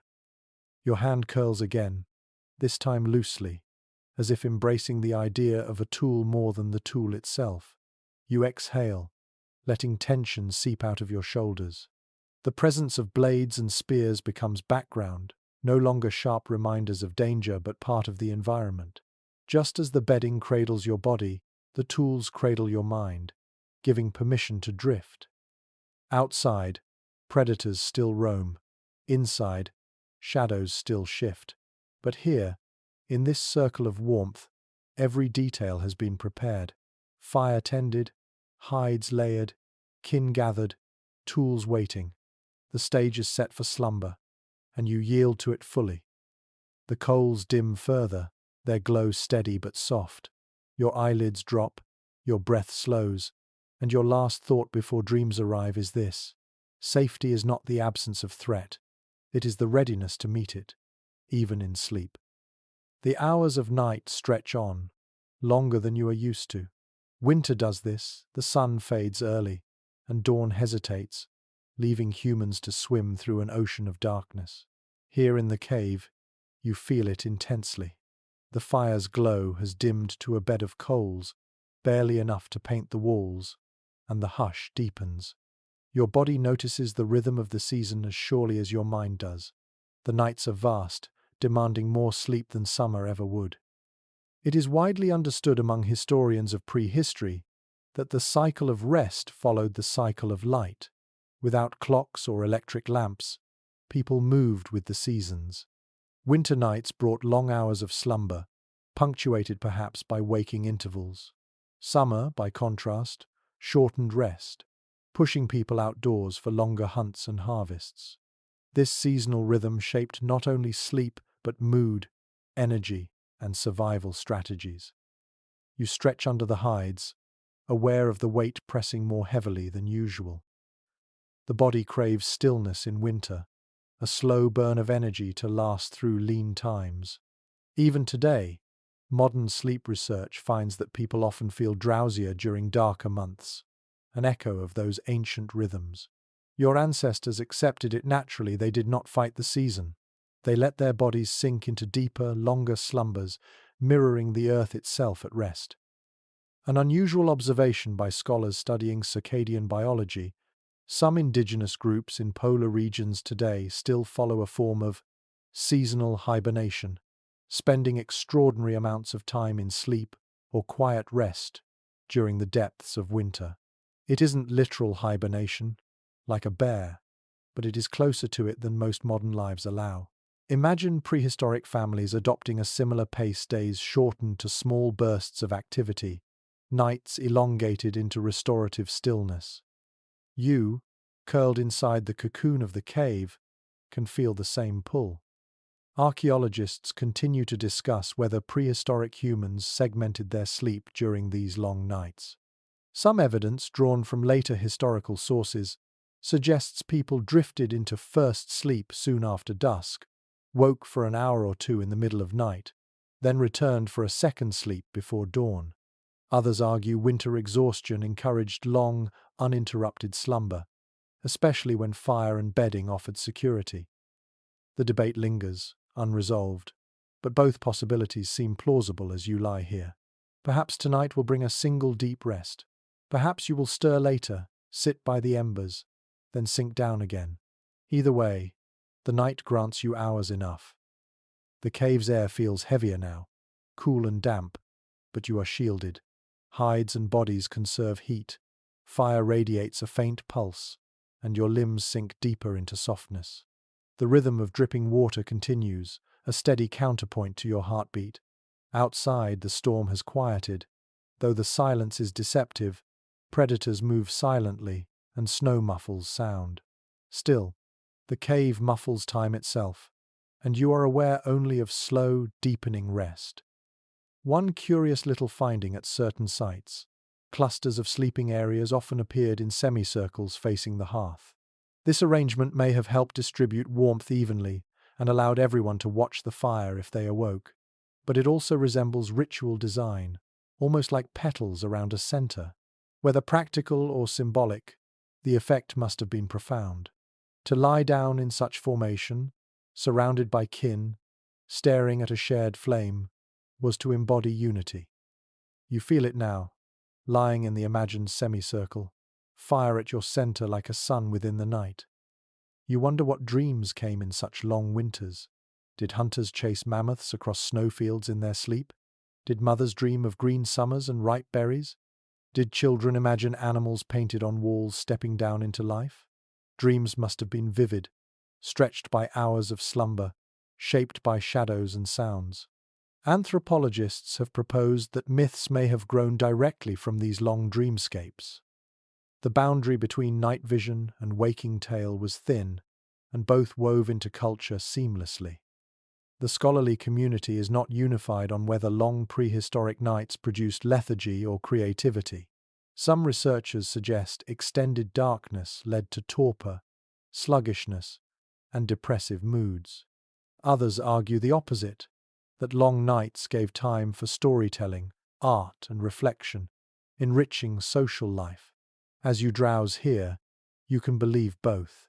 There may have been nights of dull heaviness, but also nights when imagination soared, sparked by fire and shadow. You roll slightly, stretching legs that ache from crouching during the day's work. The bedding rustles, straw and hides shifting under your weight. Around you, bodies shift as well. Someone coughs softly. Another sighs. A child murmurs in dream. The communal nest breathes, adjusting itself like one large creature. Its warmth is constant, but its sounds are ever-changing, proof that even in deep night, life stirs. An odd but telling detail from experiments with dark retreats, modern studies, where volunteers live without artificial light, shows that many people naturally extend their sleep to 12 or more hours when given unlimited darkness. They also experience more vivid dreams. It seems our bodies still carry ancient instructions. When nights are long, rest deeply. You feel that instruction in your bones now, a pull older than civilization. guiding you to let go fully. The fire pops faintly, startling a brief glance, then quiets again. Its glow seems smaller, but it is enough. Even coals provide a faint circle of safety, light against the vast dark outside. You know that when one sleeper wakes, they will add another branch, reviving flame. But even if no one stirs for hours, the embers will hold, glowing like quiet stars within the cave. That knowledge eases you further. You do not need to stay vigilant every moment. The night will be tended, whether by fire, by kin, or by time itself. You sigh, nestling deeper into your hide, eyes fluttering. The long night wraps you, demanding no hurry, no alarm. In this cave, time is different. Winter teaches patience, teaches surrender. You let your body learn it again, as countless generations did, to slow, to stretch, to rest longer than seems possible. Sleep is not escape, it is survival, a rhythm aligned with the earth itself. Your final thought before drifting deeper is simple. The night is long, but so are you. You can meet it with warmth, with trust, with dreams that outlast the storm. The coals still breathe faintly, a reddish pulse that glows just enough to remind you of fire's presence. Yet another light joins the scene. Through a narrow crack in the stone ceiling, silver filters down, soft and ghostly. Moonlight. It drips into the chamber as though poured from a celestial cup, catching on damp walls, gleaming faintly on spear points, brushing the hides with pale shimmer. You open your eyes wider, and for a moment, you forget the cold, the smoke, the predators outside. The cave has become a lantern lit by the moon. It is a well-documented truth that prehistoric people lived in harmony with lunar cycles, long before written calendars existed. Phases of the moon guided hunting, gathering, rituals, and most importantly sleep. The waxing and waning silver globe offered rhythm to lives lived without clocks.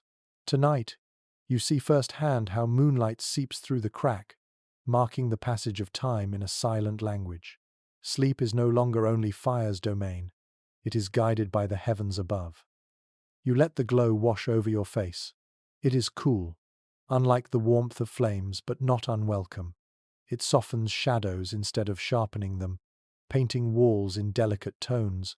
The fire's orange dance becomes tempered by this pale partner. The cave is no longer just stone, it is sky, borrowed and contained within rock. You imagine children waking to see the light and asking questions their parents could not fully answer. What is that silver light? Why does it change shape? Questions that linger even now. A curious little detail from archaeological sites: bones carved with notches that some researchers interpret as lunar calendars. These markings may have tracked phases, perhaps for predicting animal migrations or for timing rituals. Imagine a parent marking a piece of bone while lying awake in winter, counting nights by the moonbeam that entered their shelter. Sleep, then, was not merely drifting off. It was woven with observation, the night sky entering the mind as much as the cave air did. Scholars remain divided on whether moonlight disturbed or enhanced prehistoric slumber. Some argue that bright moons kept families awake longer, sparking stories and art under the glow. Others insist that moonlight aligned rest with natural cycles, nudging bodies into steadier rhythms. As you gaze at the pale beam painting the floor, you find yourself leaning toward both. It is both a stimulant and a lullaby, a reminder of mystery and a gentle cue to rest. The silver glow highlights the outlines of kin beside you. Their faces soften, the harsh lines of exhaustion erased by moonlight's caress. A child's cheek gleams, rounded in innocence. An elder's wrinkles blur into smooth shadows, time itself gentled by this celestial brush. You realize moonlight does not judge it, reveals beauty in everything it touches. No wonder myths cast the moon as a goddess, a mother, a keeper of night. Even without names for deities, people must have felt awe in this light. One unusual observation from ethnohistoric accounts: some communities in later times believed that sleeping directly under moonlight could bring dreams or visions, even madness if too prolonged. You wonder if similar beliefs began here, in caves where silver slipped through cracks. Did mothers tug hides tighter over children, warning them not to gaze too long? Or did they whisper that the moon's light carried stories, guiding dreamers into the spirit world? Both ideas could be true depending on who whispered the tale. The beam shifts slowly as the moon arcs overhead. You watch it move across the stone, from ceiling to wall, from wall to floor, until it brushes near your hand. You extend a finger into it, smiling faintly at the cool glow. Fire warms, but moonlight soothes. They are opposites, yet together they cradle you. One guards against cold, the other against fear. You sigh, letting both wash into your skin. Archaeologists often point out that many cave paintings cluster in areas where cracks or openings admit natural light. Was this coincidence or deliberate choice? Some argue that artists used moonlight to illuminate walls, giving sacred paintings a silver stage. Others suggest that these spots were chosen simply because people noticed the beauty of light there. Either way, you understand the allure. Tonight, even without ochre or charcoal, the walls feel alive under the moon's touch. The scholarly debate extends further. Did the moon govern human sleep cycles even more strongly than the sun in winter? With days so short, nights stretched vast, the moon became the clock. When it rose bright, people might wake and move. When it hid, people slept deeper. The truth is uncertain, but as you lie here, lulled by its glow, you sense the moon's command. Your body bends to it without resistance. The silence of the cave is deeper now, broken only by water's drip and the occasional sigh of kin. Yet the moonlight changes silence itself, making it feel sacred rather than empty. You think of it as a gift, proof that the outside world still exists, that stars and skies remain even when walls surround you. Perhaps your ancestors saw the moon as a visitor, peeking in to check on their safety, to bless their rest. A peculiar tidbit emerges from folklore collected in later ages. People often believed dreams under full moons were more vivid, sometimes prophetic. You imagine that tradition beginning here, with a sleeper rolling over in the beam and waking with visions too strange to ignore. Tomorrow, perhaps, they would tell others that the moon spoke through dreams. Stories would grow, myths would root, all seeded by the simple play of silver across stone. Your eyes droop again, though you try to hold them open for a moment longer, unwilling to let the beauty slip away. The cave is hushed, silver and amber blending, warmth and coolness balancing.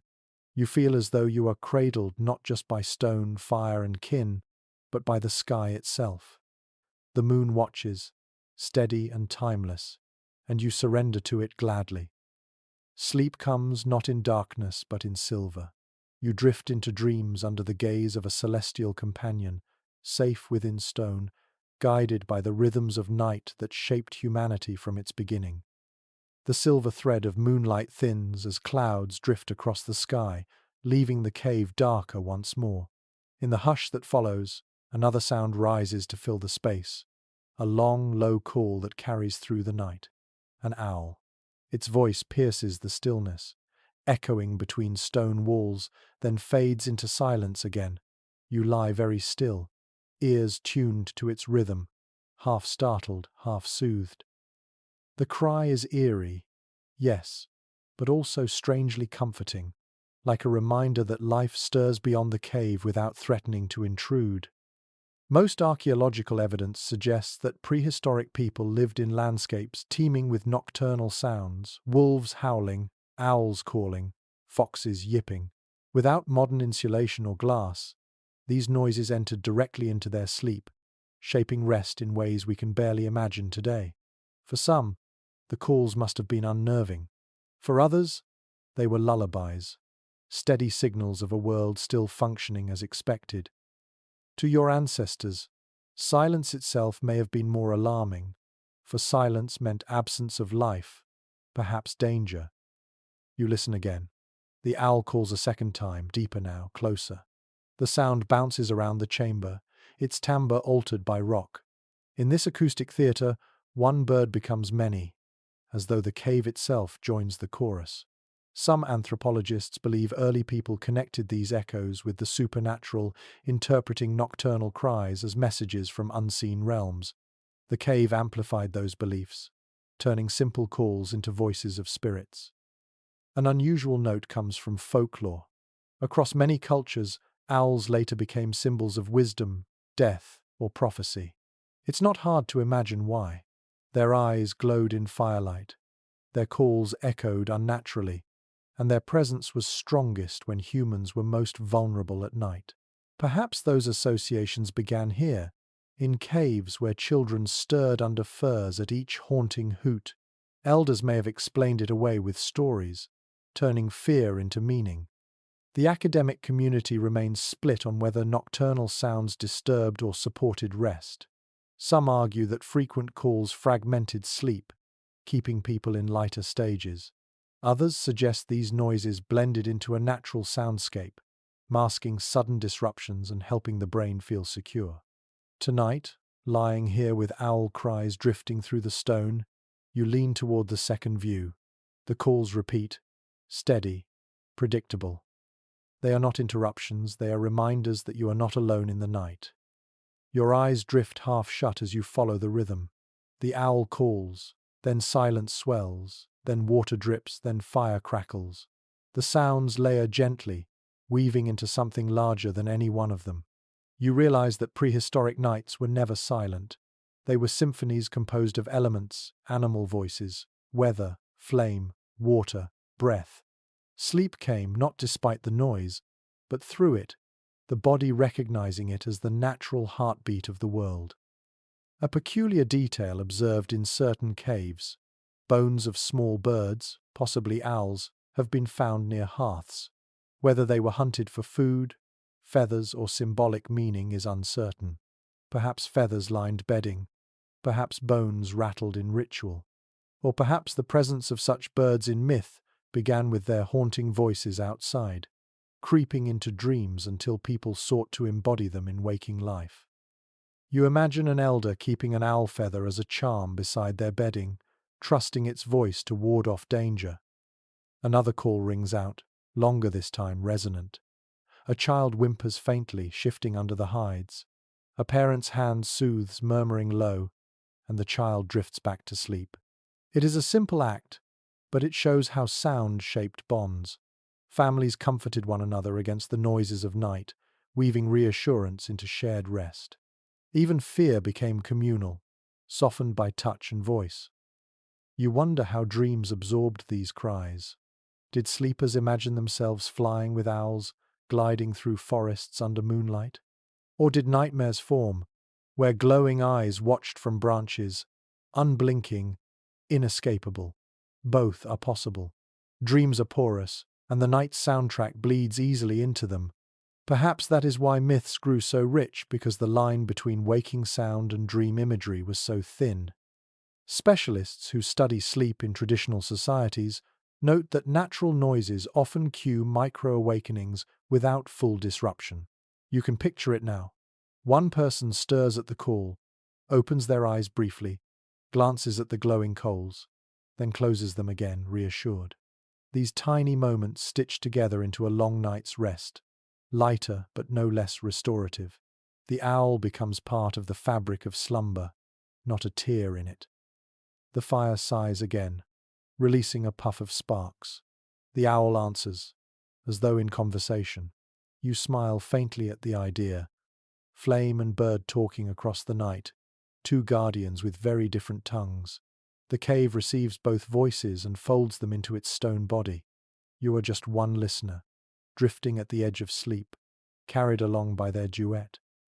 A curious little finding in acoustic studies: some caves amplify certain frequencies, making owl calls louder or more resonant than others. It may explain why people felt them so significant. To a child growing up in such a cave, the owl might seem larger than life, its call omnipresent, impossible to ignore. Tonight, as the sound swells in your ears, you feel the truth of it. This bird's voice is not small, it is the night's anthem. Your eyelids sink lower, each call blending more seamlessly with your breathing. The owl cries again, but softer now, or perhaps more distant. You cannot tell whether it has flown farther or whether you are already halfway to dreams. The cave holds you, cradled between stone and sound, between fear and comfort. Outside, predators pace, snow drifts, branches creak, but within, the voices of night are not enemies, they are companions. You surrender to them, letting their rhythm carry you across the threshold. In this cave, in this winter, even the owl's haunting song becomes a lullaby. Your belly feels heavy now, stretched after the evening's meal. The faint taste of fat still lingers on your tongue, smoky and rich from the fire. You close your eyes, but the memory of the feast hovers, strips of roasted meat shared hand to hand, marrow cracked from bones, bitter roots chewed slowly, and berries stored from autumn now wrinkled but still sweet. Food does more than fill you, it changes the way sleep settles in your body. Excavations of Paleolithic sites often reveal heaps of animal bones near hearths, charred on the edges, telling stories of what families ate before curling into hides. It is generally accepted that diets heavy in protein and fat helped sustain people through freezing winters. The body burned slowly, releasing heat long into the night. A belly warmed with reindeer meat or mammoth fat meant rest came faster, steadier. Tonight, you feel it yourself, the warm tide of food spreading outward, coaxing muscles into slackness. You roll slightly on your bedding, hearing straw creak beneath, and sense how food's weight anchors you. Sleep isn't only about fire, hides, or kin, it's also about what you've eaten. An empty stomach would gnaw restlessly, waking you with hunger pangs. A satisfied one drapes you in heaviness. Modern research echoes this truth. High protein, high fat meals often induce drowsiness, as the body diverts energy into digestion. It seems science and instinct walk the same path. A curious little discovery from analysis of prehistoric dental ware shows traces of starch grains and plant fibers, proving that meals weren't all meat. People dug for roots, gathered nuts, dried fruits, even stored tubers for lean months. Imagine chewing on a tough root before bed, its earthy bitterness coating your mouth. Not a luxury, but a reminder that variety existed even in scarcity. Each bite shaped the night's rest differently, meat sedating, roots steadying, berries lightening the mood. Anthropologists continue to debate whether heavy meals late in the evening improved or disrupted sleep. One view suggests that digestion created warmth, perfect for slumber. Another argues that it stirred the body, making dreams restless or waking more frequent. Perhaps both are true depending on what was eaten, how much, and how weary the body already was. Tonight, though, your own experience leans toward the first. Full, warm, and exhausted, you feel sleep pulling stronger than ever. Your mind drifts back to the scene of the meal, firelight flickering over hands tearing meat, grease shining on lips, bones cracked with sharp stones to release marrow, the air thick with the smell of fat dripping into flame, children chewing berries saved in woven baskets, red stains bright against their chins. Even laughter echoing, yes. Even in the harshest winters, meals could bring joy. That joy carried into rest, softening the body's edges. Sleep arrived not just from warmth, but from the memory of sharing, of bellies filled together. An odd observation noted by archaeologists. Traces of pine nuts and acorns appear in hearth ash at some sites. These small foods, easily overlooked, might have been roasted before sleep, releasing nutty aromas. Imagine lying here, nose catching that faint scent, even as eyes flutter shut. Food was not only sustenance, it was part of the atmosphere, woven into the lullaby of smell and taste. You sigh, feeling the heaviness deepen. Your limbs resist movement, your body surrendering to gravity. This is the work of diet as much as bedding. A belly full of fat-rich meat signals your brain to rest, to slow, to conserve. Hunger drives wakefulness. Fullness permits dreams. You realize this is the hidden rhythm of winter nights. Eat, warm, sleep, repeat. The cave was not simply shelter. It was a dining hall, a hearth, a bed, all in one. The scholarly community is not in full agreement on how storage of food influenced sleep patterns. Some propose that groups who managed to store dried meats and roots slept easier, less troubled by hunger.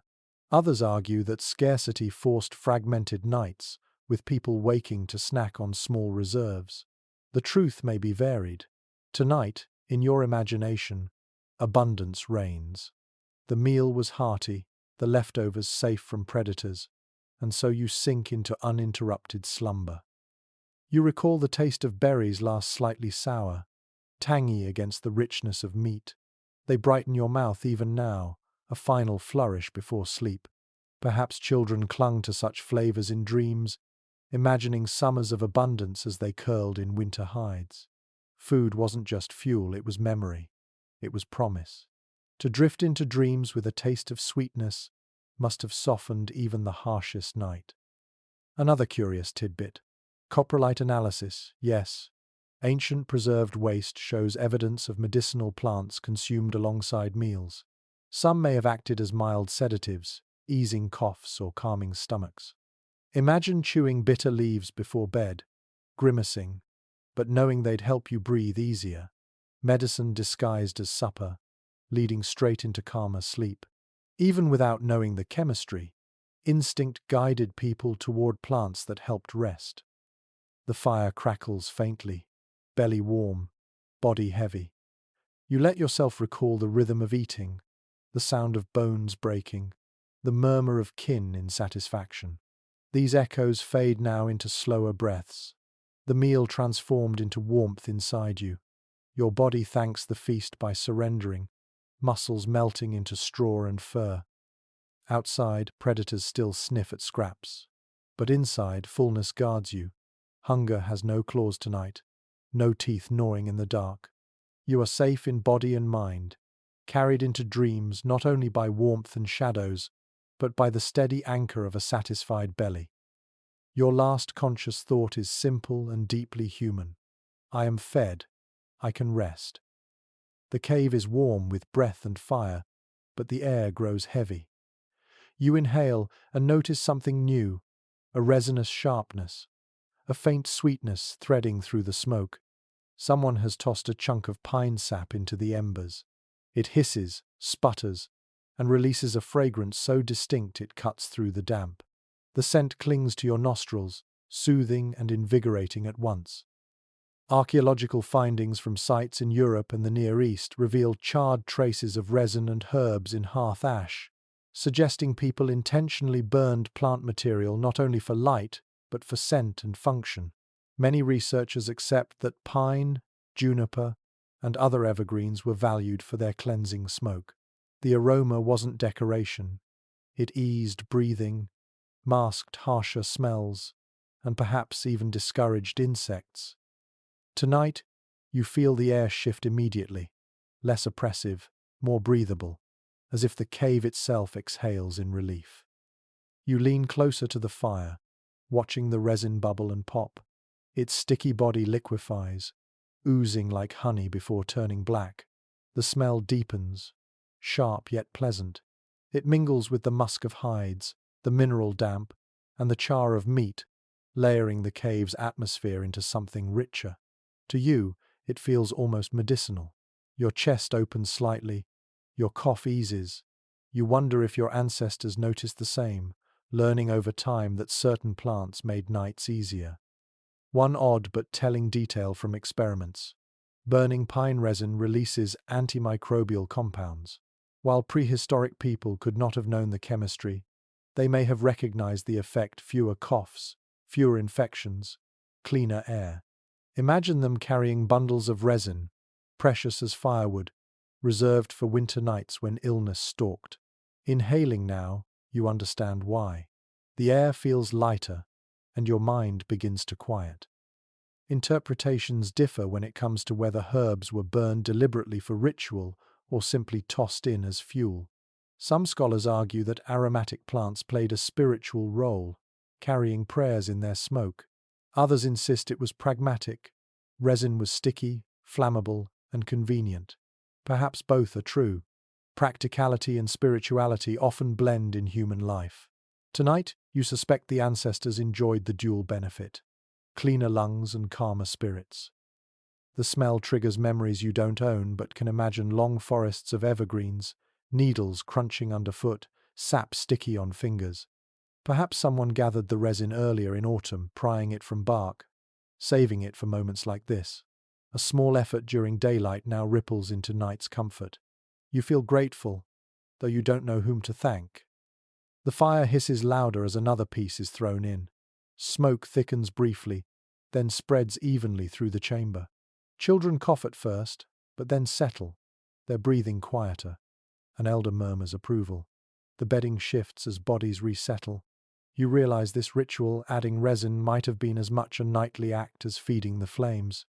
In time, it would become habit, expectation, perhaps even tradition.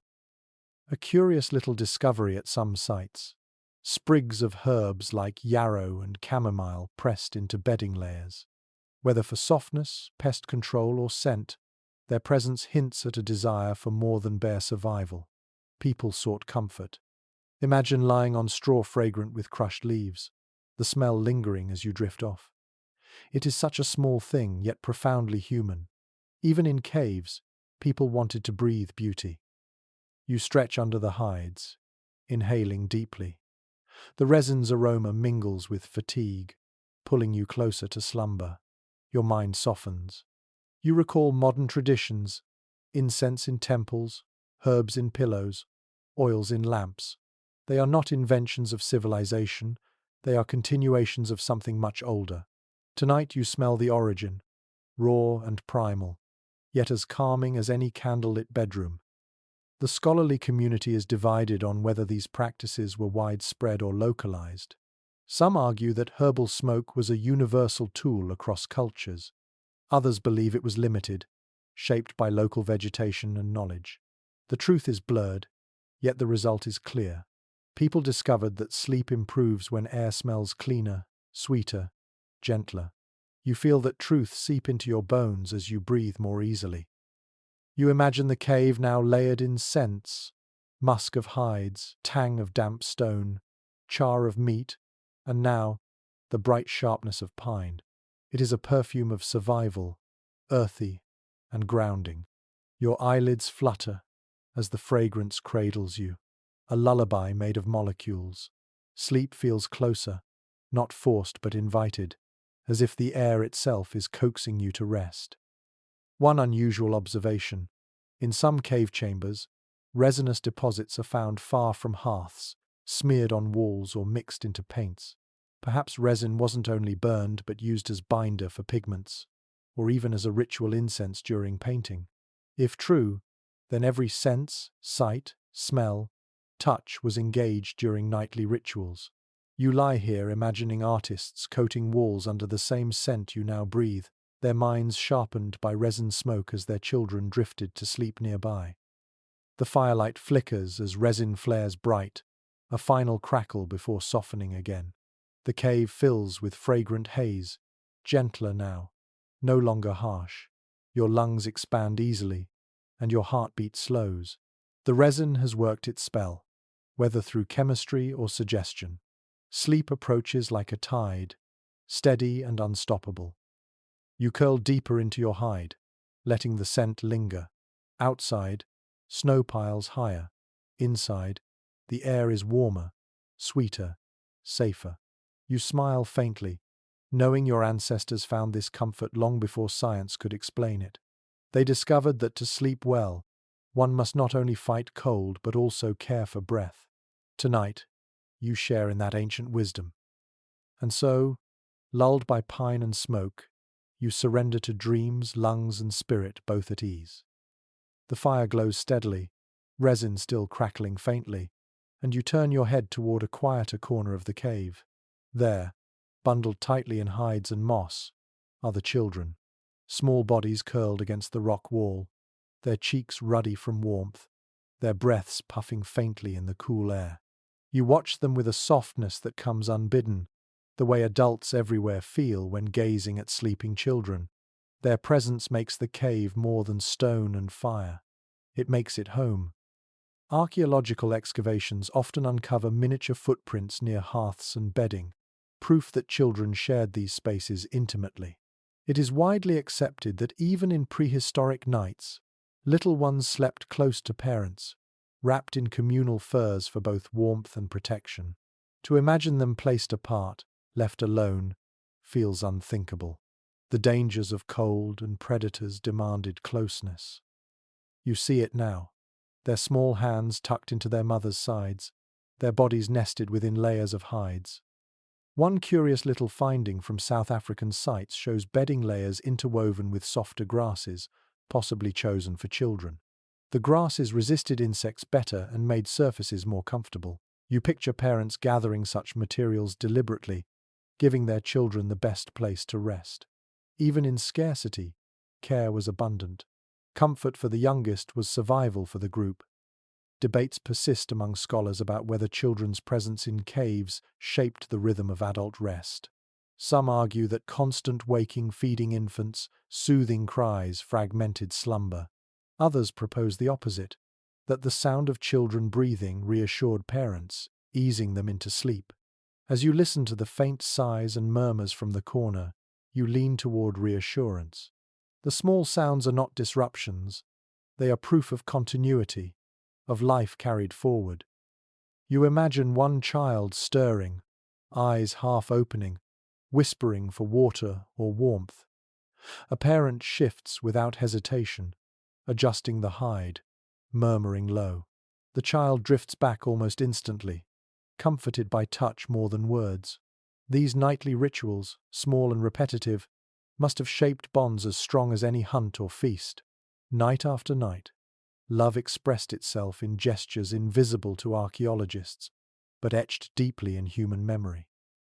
An unusual note: in certain burial sites, children were found interred with miniature tools or ornaments, suggesting they were seen as full members of the community from birth.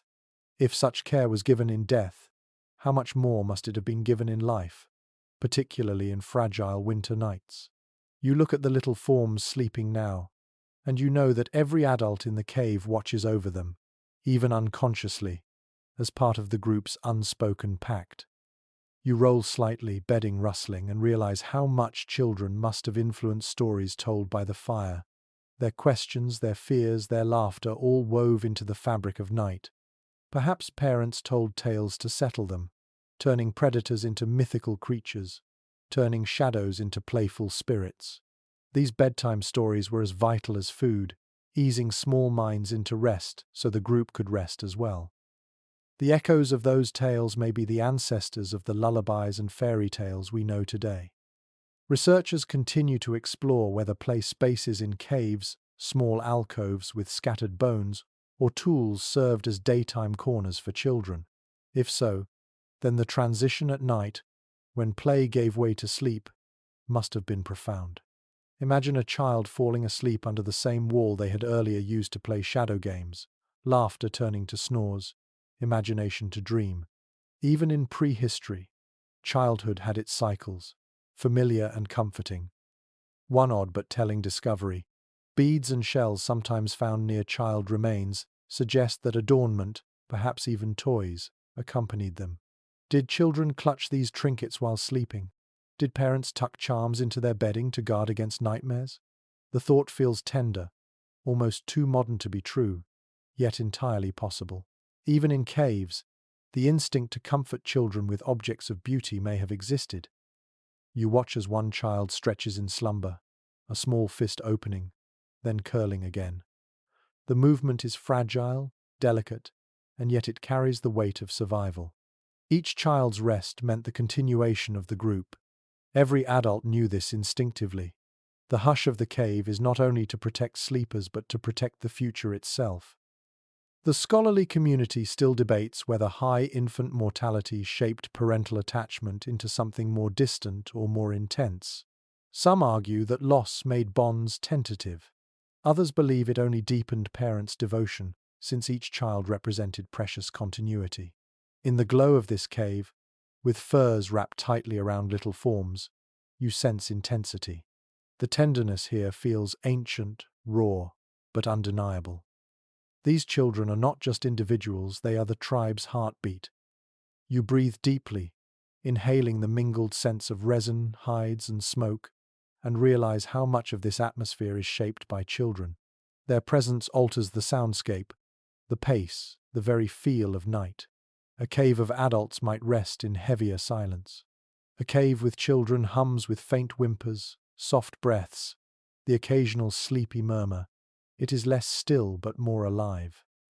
You smile faintly, drifting closer to your own dreams, imagining that you, too, are tucked against a parent's side, guarded and cherished. Perhaps you even carry a charm in your small hand, a bead or feather, warm from the fire. The cave is vast, the winter fierce, the predators near, but in this cocoon, safety feels absolute.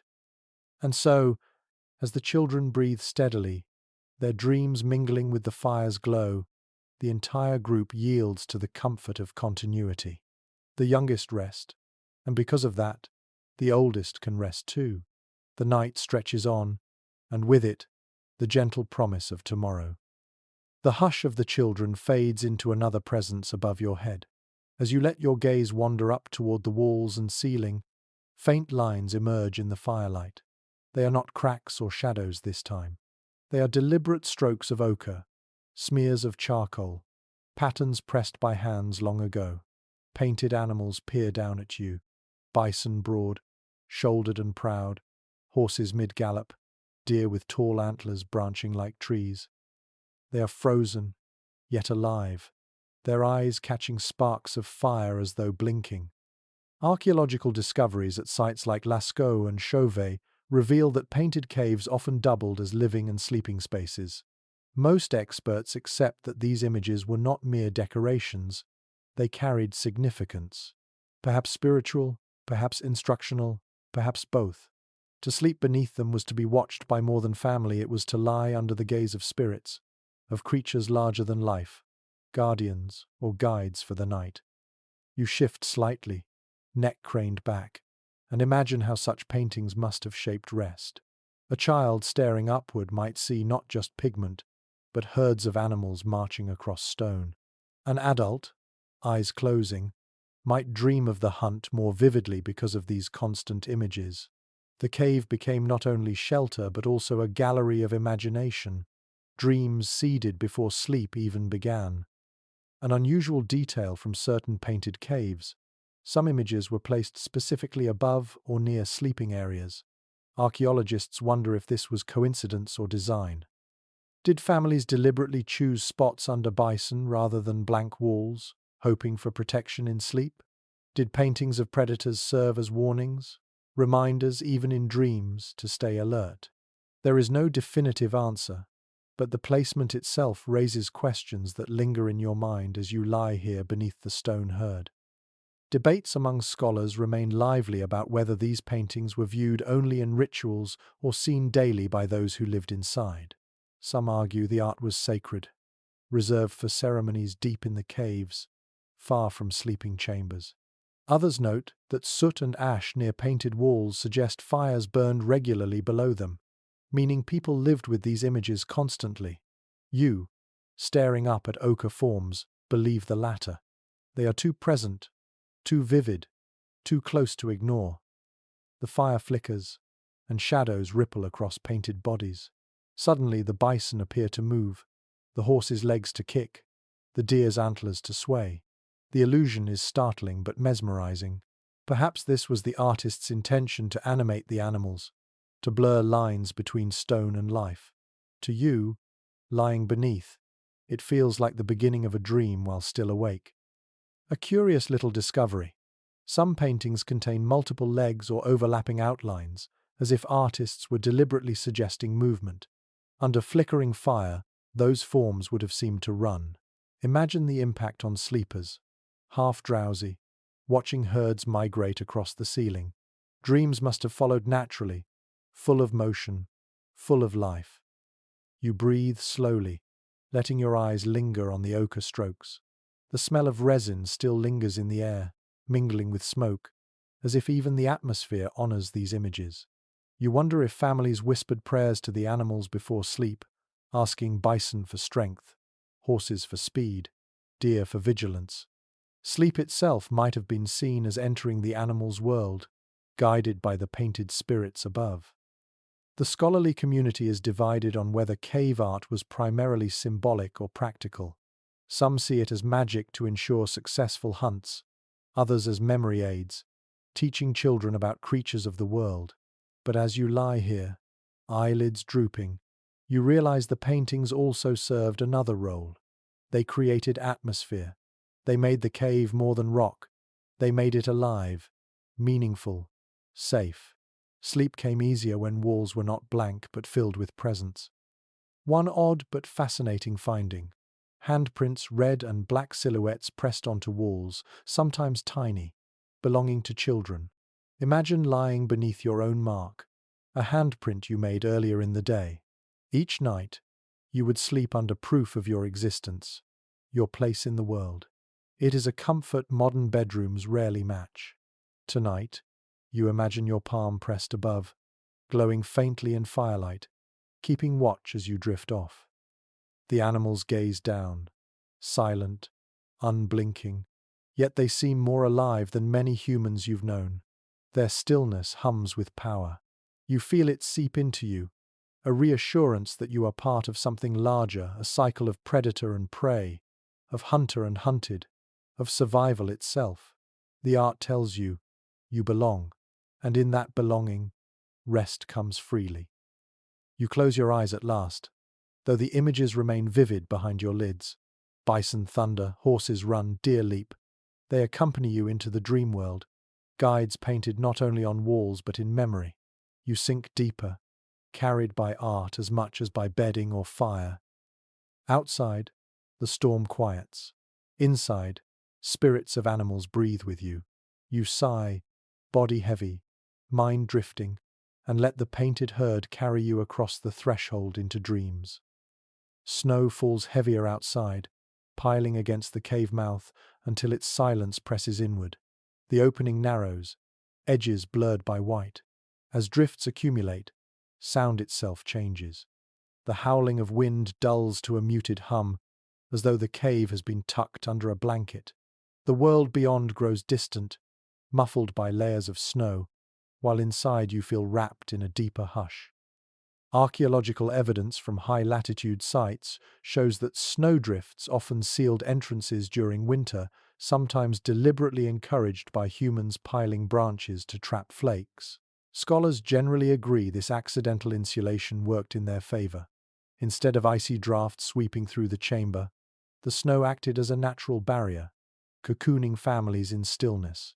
You experience it now, the sudden calm when the storm outside can no longer claw its way in. You draw in a breath. The air is cooler, yes, but oddly steady. Without gusts rattling the fire, flames burn more consistently. Smoke curls upward with less turbulence. The entire cave feels calmer, as though the earth itself decided to protect its occupants. You realize snow, once feared as enemy, can also serve as guardian. It keeps out predators too, dulling scents, muting footsteps. A wolf may circle outside, but its approach is softened, almost invisible. One unusual observation from archaeological digs: soot lines on cave ceilings, sometimes thin near entrances, suggesting periods when airflow was drastically reduced. Researchers propose that snow sealed caves so tightly that smoke barely escaped. This may have been both blessing and curse, warmth preserved, yet air heavy with haze. Imagine families balancing gratitude for the muffled quiet with irritation at stinging eyes. Tonight, you taste that balance in your throat, the smoky tang sharper but tolerable against the gift of calm. The scholarly community remains divided on whether snow-sealed caves were sought deliberately or merely endured. Some argue humans welcomed the insulation, adjusting fires to cope. Others believe they viewed blocked entrances as dangerous, fearing suffocation or entrapment. You, lying in your bedding, sense both perspectives. Relief at the muffled world competes with the unease of being sealed away, as if the cave has swallowed you whole. The quiet is profound. The owl's cries vanish. The wolf's howls fade to whispers. Even the drip of water sounds gentler, cushioned by snow. It is as though you have entered a womb, encased in silence older than words. Your body responds, instinctively. Breathing slows, shoulders loosen, eyelids sink. Sleep finds you more easily in this cocoon of stillness. A curious little note from modern ethnography. In Arctic communities, snow houses, igloos, create nearly identical effects. Warmth preserved, noise reduced, rest deepened. Though caves and igloos differ, the principle is the same. Snow, enemy of hunters in the open, becomes friend when walls and roofs harness it.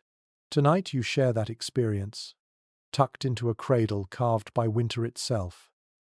The fire glows against the white drift at the mouth, turning snow into a glowing wall of amber. Shadows dance across it, alive yet harmless. Children stir to glance, then smile, reassured that nothing can break through. Adults shift, pulling hides tighter, acknowledging that for tonight, no wind will tear their slumber. The snow is both barrier and blanket, part of the cave's design. You exhale, noticing how sound changes inside your own chest. Without external noise, your heartbeat seems louder, each thump echoing faintly in your ears. You realize early humans may have experienced similar awareness, turning inward when the world outside muted. Perhaps they used such nights for deeper dreams, or even visions.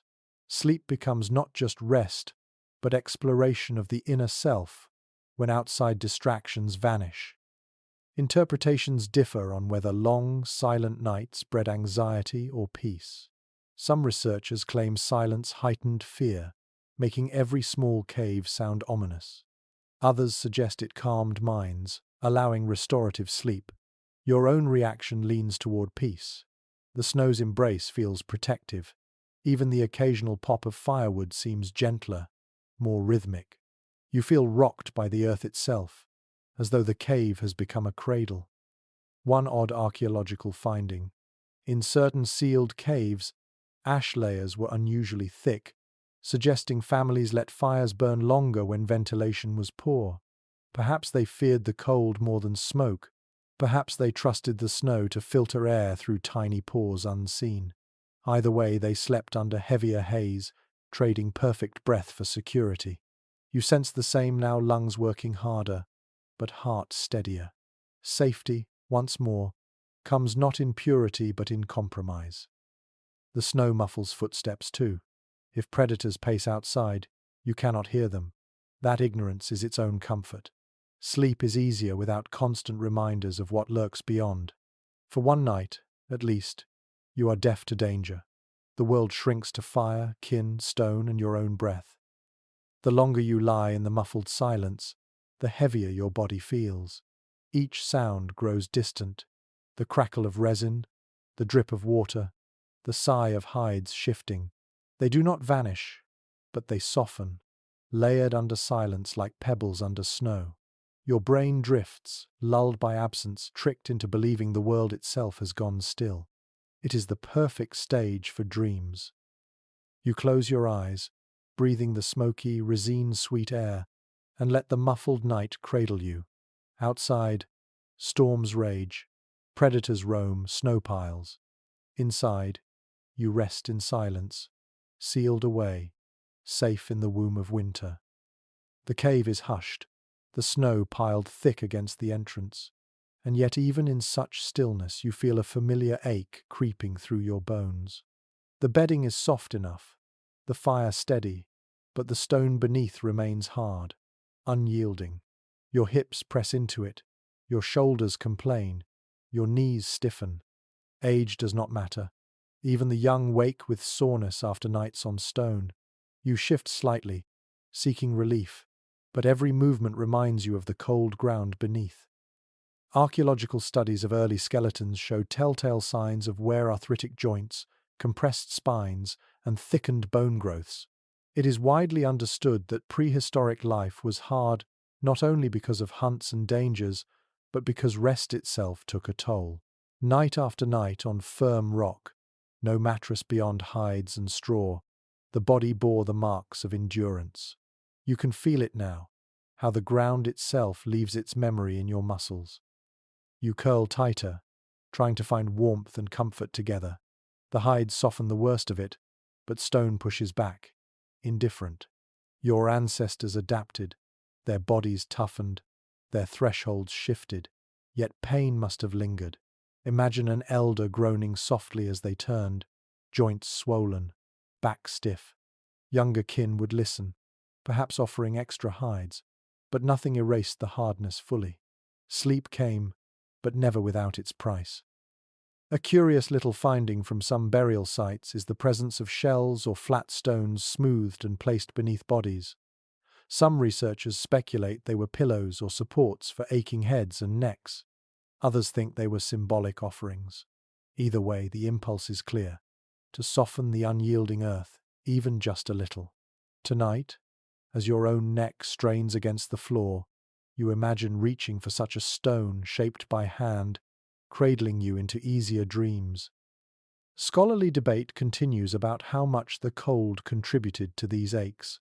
Some argue that dampness and freezing temperatures worsened arthritis, making bones stiff long before old age.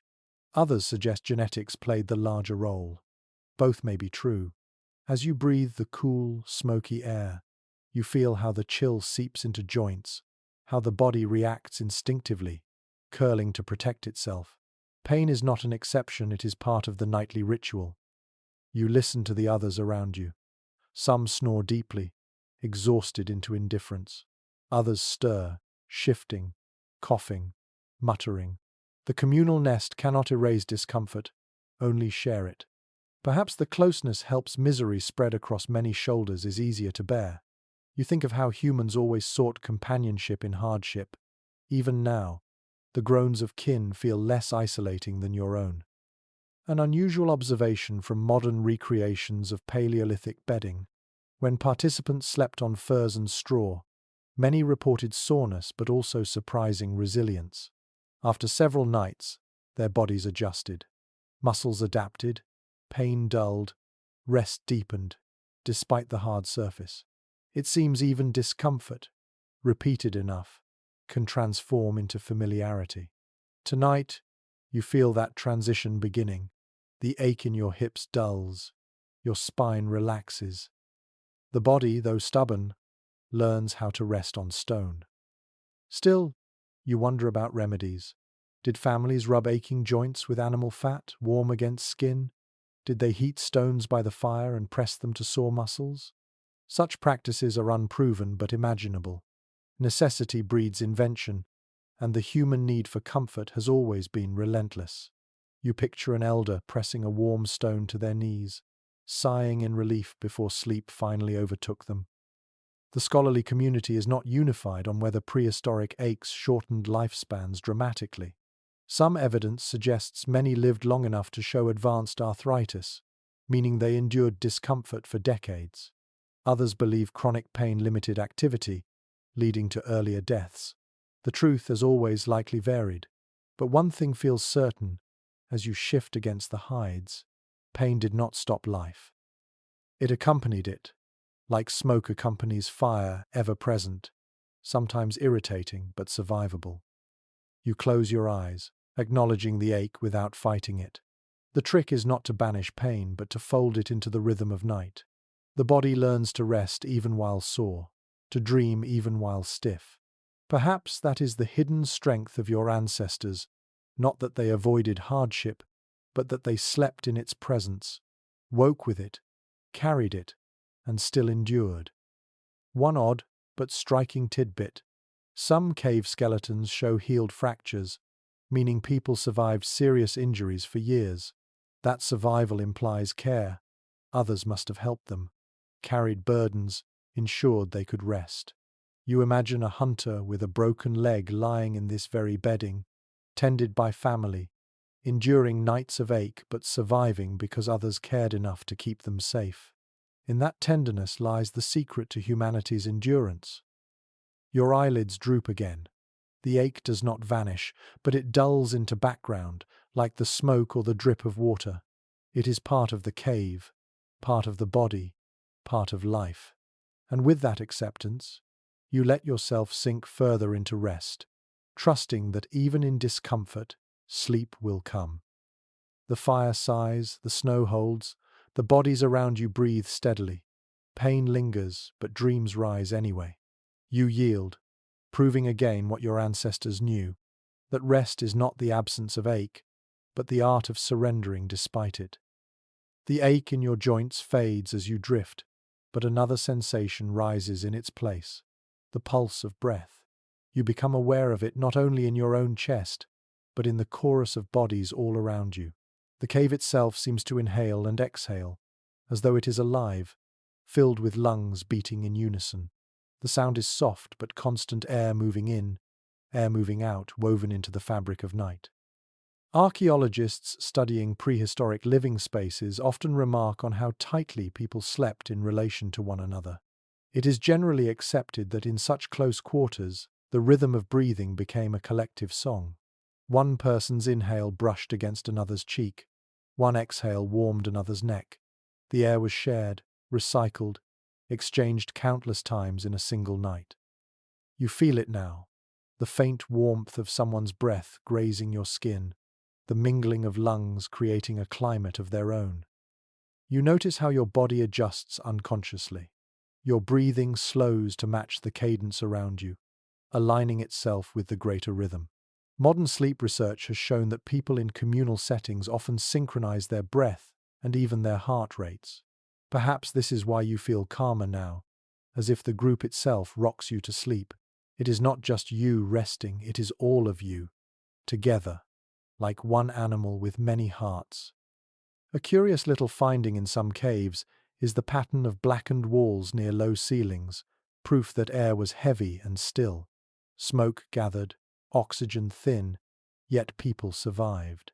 Some researchers suggest that collective breathing may have trained bodies to tolerate such conditions, lungs adapting to less than perfect air. Tonight you notice it yourself. Each inhale a little thicker, but easier because everyone breathes the same. Shared adaptation becomes shared resilience. Scholars remain divided on whether this communal breathing was purely practical or held symbolic meaning. Some argue it was simply consequence of proximity. Others propose that people may have seen it as proof of kinship, the literal sharing of life force, breath blending into breath. You can almost imagine an elder explaining to a child, "See, our spirits are together. We breathe the same air. That is why we survive." Whether fact or metaphor, the effect is undeniable. You let your ears open wider, listening not to one voice but to the chorus. A child breathes quickly, shallow and high-pitched. An elder breathes slow, a rumble deep in the chest. Between them, adults fall somewhere in the middle, creating layers of sound. It is imperfect, yet strangely harmonious, like a song without instruments. Each exhale is a note, each inhale the pause before the next. An unusual observation from sleep experiments with traditional groups. Participants reported feeling uneasy when forced to sleep in silence alone. In contrast, hearing others breathe near them deepened their rest. The sound was reassurance, proof of safety. Tonight you feel that truth in your bones. Each inhale around you is like a guard's signal. I am alive.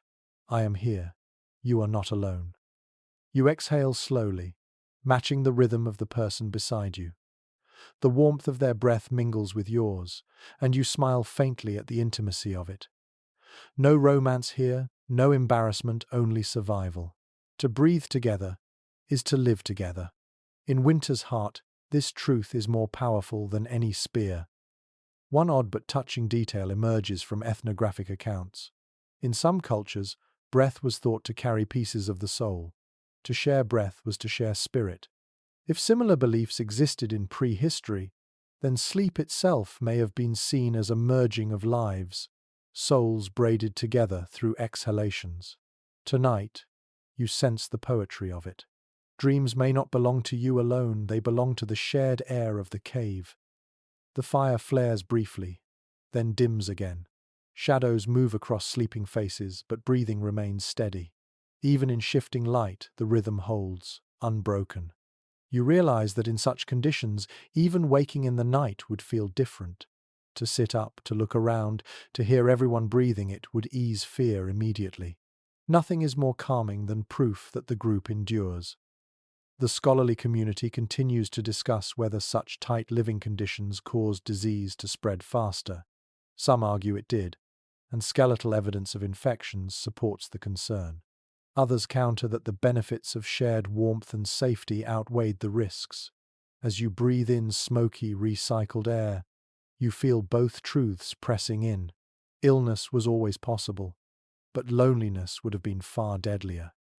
Your eyelids droop, and the chorus grows softer, blending until you cannot tell whose breath is whose. The cave becomes a lung, rising and falling, sighing with life. You are part of it, inseparable, carried by the group's rhythm.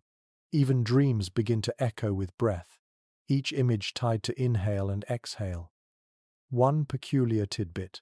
In certain preserved sites, ancient bedding layers are found packed tightly, suggesting people lay so close that their heads nearly touched. Picture the intimacy of that. Breath-brushing hair, warmth sealing gaps. Tonight you imagine lying in such closeness, your cheek against another's shoulder, your breath joining theirs. There is no privacy here, but there is profound comfort. You close your eyes fully, surrendering to the rhythm. The cave sighs. You sigh. Kin sigh. All together, one tide of air.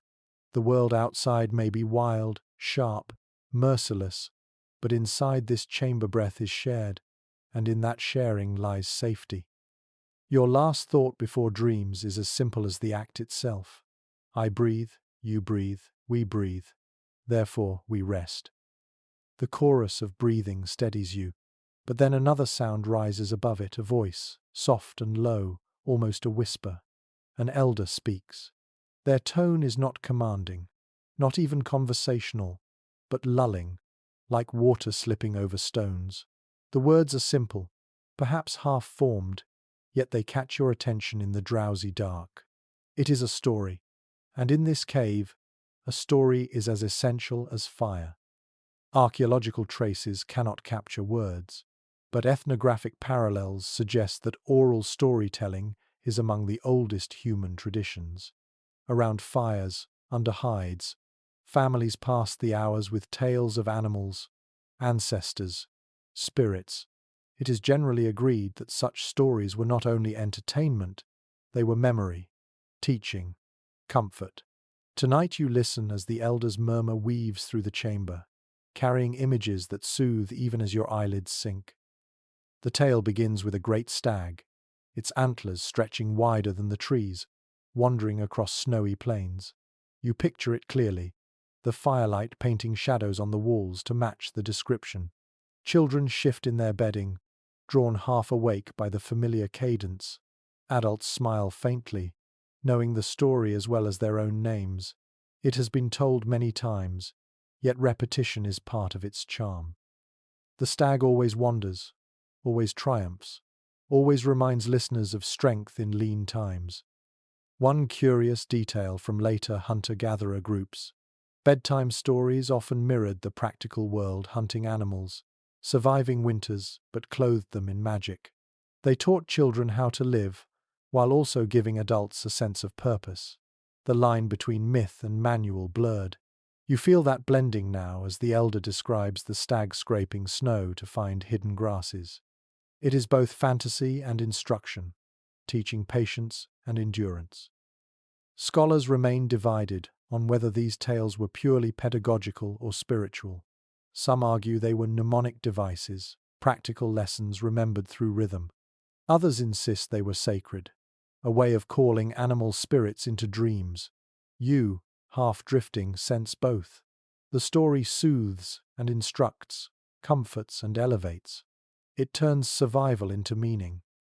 The fire pops, scattering sparks, and the elder's voice lowers further, almost conspiratorial. The children lean in instinctively, though they are already half asleep. The stag meets a wolf in the tale now, and tension hums briefly, but the wolf bows, respecting the stag's strength. Children's eyes close fully at that point, satisfied. conflict has resolved. Sleep comes easier with endings that reassure rather than frighten. An unusual observation from caves with painted walls. The images often align with themes of oral tales still found among indigenous groups today. Bison, deer, horses, all play starring roles. Though the exact words are lost, the continuity of imagery suggests deep roots. Tonight's story may be one of countless variations across time, stretching backward like the stag's trail across snow.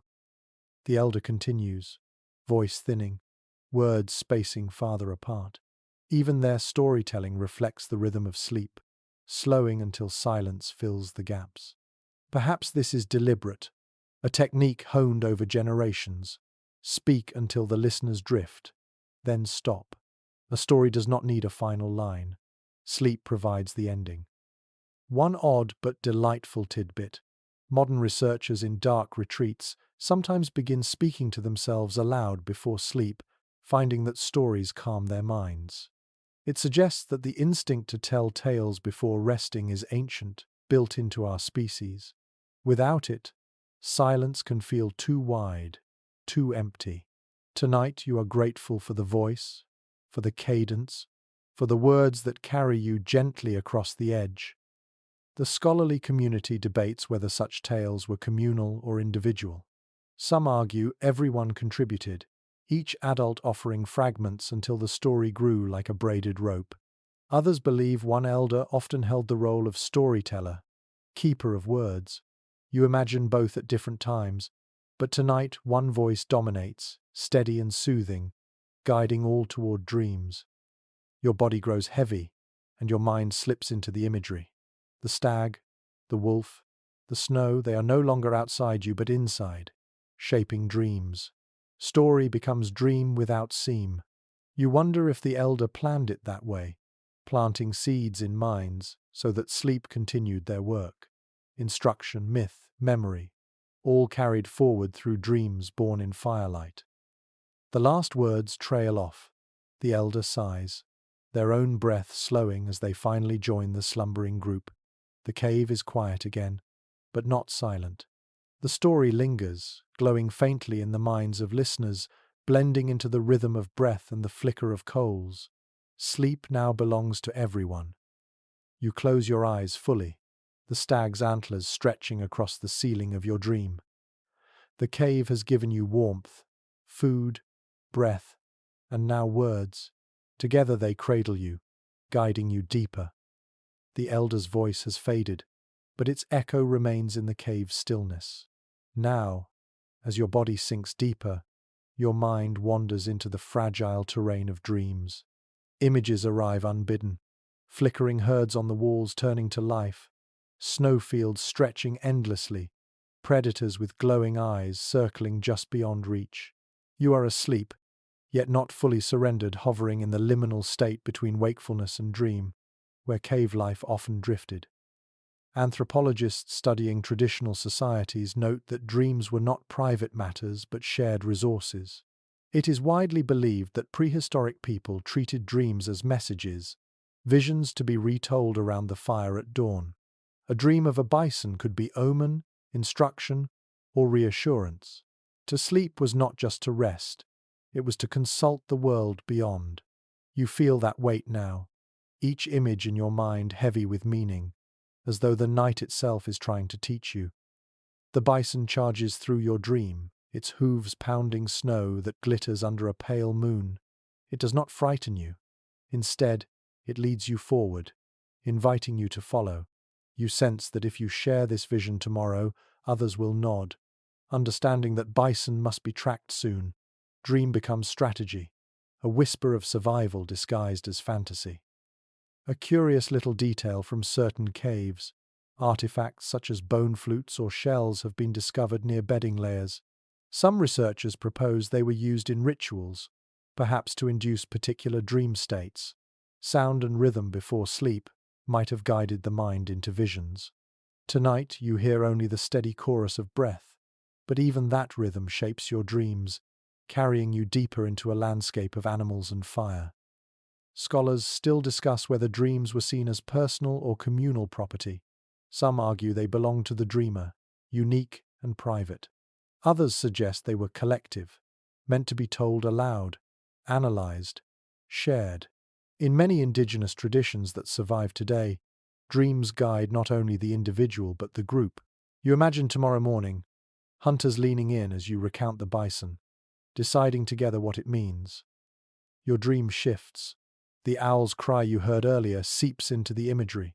Now you fly, wings silent, moving through forests of dark pine. You feel the cold air slicing past feathers that aren't yours, yet somehow are. Such transformations are common in dreams, and for your ancestors, they may not have been dismissed as illusion. To dream of becoming owl or wolf might have been interpreted as contact with those animals' spirits. Sleep, then, was a nightly initiation into other forms of being. An odd but fascinating tidbit. In some later traditions, shamans claimed their powers came from dreams, where animals taught them songs, cures, or hunting skills. While we cannot know for sure if Paleolithic dreamers held such roles, the possibility lingers. Perhaps one sleeper's dream guided the whole group, elevating them as intermediary between worlds. In that case, sleep was not passive, it was active, sacred, a nightly voyage on behalf of everyone. The fire pops, startling you awake for a moment, then you drift again. The dream resumes, now carrying traces of resin's fragrance. You see smoke coiling into shapes, turning into human forms that gesture silently. Are they ancestors? Spirits? Your mind cannot decide, but your heart swells with both fear and comfort. Dreams blur boundaries, allowing the dead to return, the future to arrive early, the impossible to unfold. The scholarly community remains divided on whether such dreams were induced intentionally, with herbs, chants, or smoke, or arose naturally from exhaustion and environment, perhaps both. Tonight, your dream feels natural, yet heightened by resin, smoke, and story. It is not ordinary rest, it is something deeper, a current pulling you where waking thought cannot go. You roll slightly on your bedding, murmuring aloud without realizing it. Others may do the same. The cave hums softly with dream talk fragments of words, sighs, half laughs. Even in sleep, communication continues. Perhaps this two-shaped myth, when someone recited fragments of a dream while still unconscious, and others remembered them in the morning. The boundary between dreaming and storytelling was thin, porous. One peculiar observation from research into sleep cycles: REM sleep often arrives in bursts, accompanied by vivid imagery. In dark environments, without artificial interruptions, such cycles can stretch longer, leading to elaborate dream worlds. Your ancestors likely spent more time dreaming than modern people do. Imagine the richness of their inner lives, carried each morning into the fire circle. Dreamtime was not escape, it was another form of living. Your dream grows stranger now. The painted deer on the wall steps down, antlers catching firelight, eyes glowing. It turns to you and speaks not in words you know, but in rhythms of breath and sound. You do not understand fully, yet you feel instructed, changed. This is what your ancestors might have called wisdom, even prophecy. Dreams do not need clarity to feel true. You stir, half awake, then drift again, carrying the deer with you. The cave is both cradle and theatre, its walls both stone and canvas, its night both silence and symphony. You are aware of the others sleeping, their dreams intermingling with yours in unseen ways, threads of vision weaving into a communal tapestry. Perhaps tomorrow stories will overlap, proving that dreams were never solitary. You sigh, turning deeper into hides, surrendering to the images. The cave guards you, fire warms you, kin breathe with you, and dreams carry you into realms where animals speak and ancestors walk. Sleep here is not simply unconsciousness, it is an ancient conversation, one you are honored to join. The dream lingers, yet slowly you stir, drifting in that quiet interval where sleep is not whole but neither is waking. The cave around you is hushed except for a faint hiss from the coals. Most bodies lie still, but here and there someone shifts, half-roused, scratching an itch, turning over, mumbling. It is the middle of the night, a time when slumber loosens and reshapes itself. Historians of sleep point to an intriguing pattern known as segmented sleep. Without artificial light, many societies naturally broke the night into two phases, with a wakeful interval between. In this gap, people tended the fire, whispered to one another, or sat quietly in thought. Some scholars believe our prehistoric ancestors lived the same way. Tonight you feel it, the urge not to fight wakefulness, but to accept it as part of the night's rhythm. You roll slightly, the hides rustling beneath you. A neighbor stirs too, eyes half open, then meets your gaze with a sleepy smile before turning back. No words are exchanged, yet the moment affirms companionship. Even in this pause you are not alone. The darkness does not isolate, it invites small connections. One curious finding from later ethnographic records is that people often used these intervals for intimacy, not always physical, but emotional. Couples whispered, parents soothed children, friends shared stray thoughts. Imagine the cave in this hour. A murmur here, a laugh there, low voices carried by smoke, dreams just told, worries just soothed, all before the second stretch of sleep descended. The scholarly community debates whether such midnight waking was universal or varied by climate and culture. Some argue it was common in cold winters, when fire needed tending. Others insist it arose everywhere, built into human biology. You cannot decide which view feels truer, but the evidence of your own body tells you this. Waking now feels natural, not disruptive. You sit up a little, gazing at the embers. Their glow pulses like quiet stars, painting faint light across walls. A figure near the fire shifts, adding a branch, coaxing sparks into flame. The orange flare grows, shadows leap, then calm again. Such simple maintenance feels profound. To keep flame alive in this interval is to protect everyone's second sleep. An odd but telling tidbit. Experiments in total darkness show that people often wake after 4 hours, spend an hour in calm wakefulness, then return to bed. They describe the interval as peaceful, reflective, sometimes creative. Perhaps your ancestors too used this time to think, to dream awake, to plan hunts or tell secrets. Night was not a single block, but a woven pattern. Sleep, waking, sleep. You lean back against the cave wall, letting its chill seep into your back, while warmth still lingers on your front. This contrast sharpens your senses. You hear the faint crackle of wood, the muffled sigh of someone turning, the trickle of water in a distant corner. The silence between is not empty, it is rich, layered, alive. Nearby, a child whimpers in half-dream, and a mother draws them closer, murmuring softly. The sound is tender, almost musical. It reminds you how such intervals must have shaped bonds. Not every moment of parenting happened in daylight. Nights held their own rituals, comfort, reassurance, whispered promises that monsters would not cross the fire. Those promises were as vital as any spear. The fire settles, its smoke curling lazily. You lie down again, but your mind is not ready to plunge back into dreams yet. Thoughts wander. Perhaps prehistoric people, too, let their imaginations roam in this hour. Some researchers suggest that such intervals gave birth to reflection, even spirituality. With no distractions, only darkness and coals, the mind could wander farther than daylight allowed. Religion, myth, and philosophy may have been seeded in these drowsy pauses. A peculiar observation from some caves.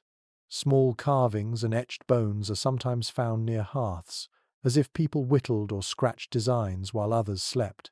Could these have been midnight projects, born in that quiet interval between rests? You imagine an elder carving spirals into bone while the rest of the group dreamed again, their hands moving in the silence, their thoughts drifting like smoke. You turn over, body settling deeper, finally ready for the second stretch of rest. Around you, the murmurs fade, one by one, until only breathing remains. The interval closes. Night gathers its folds again. Your eyelids sink, and you slide once more into the current of slumber, trusting that the rhythm will carry you until dawn. The cave sighs with you, stone and flesh synchronized. Segmented though it may be, sleep here is whole, woven seamlessly by fire, whispers, and silence. The second stretch of sleep draws you down more heavily than the first. Dreams swell again, stranger this time, more vivid, as though the mind, warmed and quieted by the brief waking, plunges deeper into its own river. But before the dreams can fully claim you, something else claims your ears, the rhythm of snores. They rise like waves across the chamber. One begins, low and guttural, from the far side of the hearth. Another joins, higher pitched, almost whistling. Soon the cave is filled with overlapping tones, a chorus of nasal song. It is imperfect and uneven, yet oddly comforting. The noise is proof that everyone sleeps, that vigilance can rest for a while. Archaeological evidence leaves no record of soundscapes, yet modern studies of group sleeping give clues. It is generally accepted that prehistoric caves would have been noisy at night. Snores, coughs, shifting hides, muttered dream words. Silence would have been rare. To us, accustomed to private rooms, such noise might feel disruptive. But for your ancestors, it was part of the lullaby of life. Tonight you realize it too. The snores blend into rhythm, a background music for dreams. One curious finding in anthropology. In some small-scale societies, snoring is not seen as nuisance but as reassurance. It signals health, proof of steady breathing, proof of life. Imagine parents listening for the snores of their children, sighing with relief when they hear them, or partners resting easier because the rasp beside them means the body next to theirs endures. Tonight, the guttural rumble of an elder sounds almost like a drumbeat, steady and grounding. Scholars still debate whether prehistoric people sought to reduce these sounds or accepted them fully. Some propose that positioning or herbal smoke may have been used to ease breathing. Others insist there was little choice. Noise was simply endured, even embraced. You suspect the latter.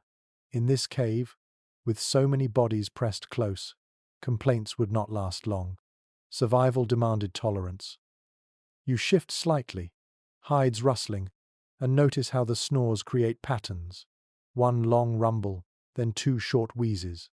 Another sleeper pauses, breath-catching, before releasing a sigh like a soft flute. Together, they create accidental music.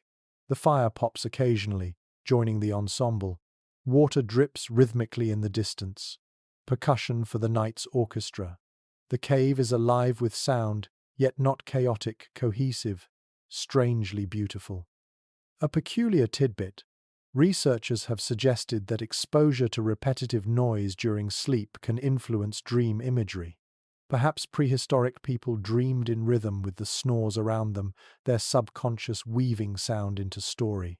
Imagine dreaming of drums, rivers, or animal calls, when in fact it was only the breathing of kin. Tonight you feel that possibility, the rumble outside your ear morphing into a dream of thunder. The scholarly community remains divided on whether such noisy nights fragmented rest or fostered resilience. Some argue constant interruption made deep sleep rare. Others counter that the brain adapts, tuning out familiar sounds while waking instantly at unfamiliar ones. That ability remains in us today. A parent sleeps through traffic but wakes at a child's cry. You sense that adaptation sharpening here. The snores fade into background, but if danger stirred outside, your body would snap alert. You smile faintly in the dark.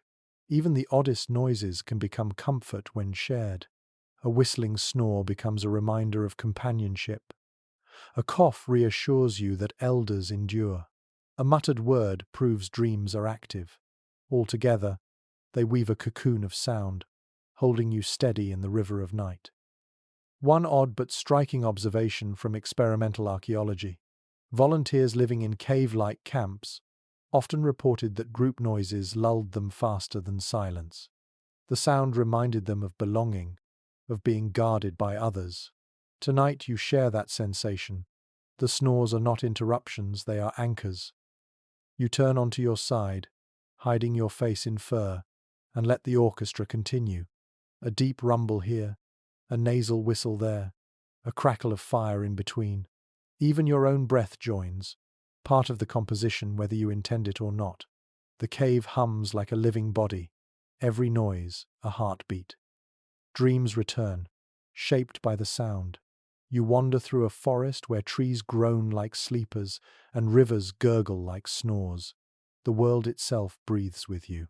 Far from annoyance, the soundscape becomes a companion in dream, proof that even in unconsciousness you are never alone. The fire sighs, the snow holds, the chorus continues. You yield fully now, letting snores and coughs rock you into deeper slumber. The cave is no silent sanctuary. It is noisy, alive, communal, and in that noise lies the deepest comfort of all. The snores fade into the background of your dreams, and when you stir again, it is not sound but touch that commands your attention. A stray foot presses against your calf, a hand drapes across your shoulder, a child rolls closer in sleep. The cave is a nest of tangled limbs, and in the midst of it you feel the closeness more keenly than ever. Archaeological reconstructions suggest that communal sleeping involved unavoidable contact. There were no beds set apart, no private boundaries. Hides overlapped, bodies pressed together, warmth shared instinctively. It is widely accepted that this skin-to-skin closeness was not simply tolerated, but necessary. In freezing winters, heat loss through exposed skin could mean death. Contact was the currency of survival. You shift slightly, feeling how each body molds into the next. Shoulders rest against shoulders, knees tuck behind knees, breath brushes against the nape of your neck. It is intimate yet not romantic, simply the natural state of group living. Even without words, the message is clear. We endure together. A curious little finding at certain Paleolithic sites is the wear on hides and furs, often more pronounced at the edges where people likely tugged and shifted them throughout the night. This suggests that coverings were not individual but communal, passed back and forth, pulled tighter by one, loosened by another. Imagine the nightly choreography, dozens of micro-adjustments, each ripple affecting the group. To rest in such a setting meant surrendering a part of yourself to others' movements. Scholars debate whether such intimacy bred comfort or tension. Some argue it created profound bonds, reinforcing trust night after night. Others suggest constant touch and disturbance may have fueled irritability. Perhaps both are true. Tonight you sense the balance, an elbow jabs slightly too hard, yet the warmth it provides outweighs the annoyance. You exhale and accept, understanding that closeness is never perfect but always vital. The firelight glows faintly, painting faces in amber. You watch a child nestled into a parent's chest, their breaths synchronized. Another pair of sleepers lie back to back, spines aligned like puzzle pieces. An elder rests with an arm stretched outward, two grandchildren tucked against it like roots around a trunk. The arrangements are unplanned yet meaningful, bodies forming constellations of comfort across the cave floor. An unusual note from modern studies of communal sleeping. When people share body heat, their core temperature remains more stable throughout the night, leading to fewer wake-ups. You feel this truth in your bones. The warmth against your skin is steady, reliable. Even when the fire dims, the living furnace of kin sustains you. You wonder how dreams respond to such closeness. Do minds, like bodies, overlap? Do shared touches shape shared visions?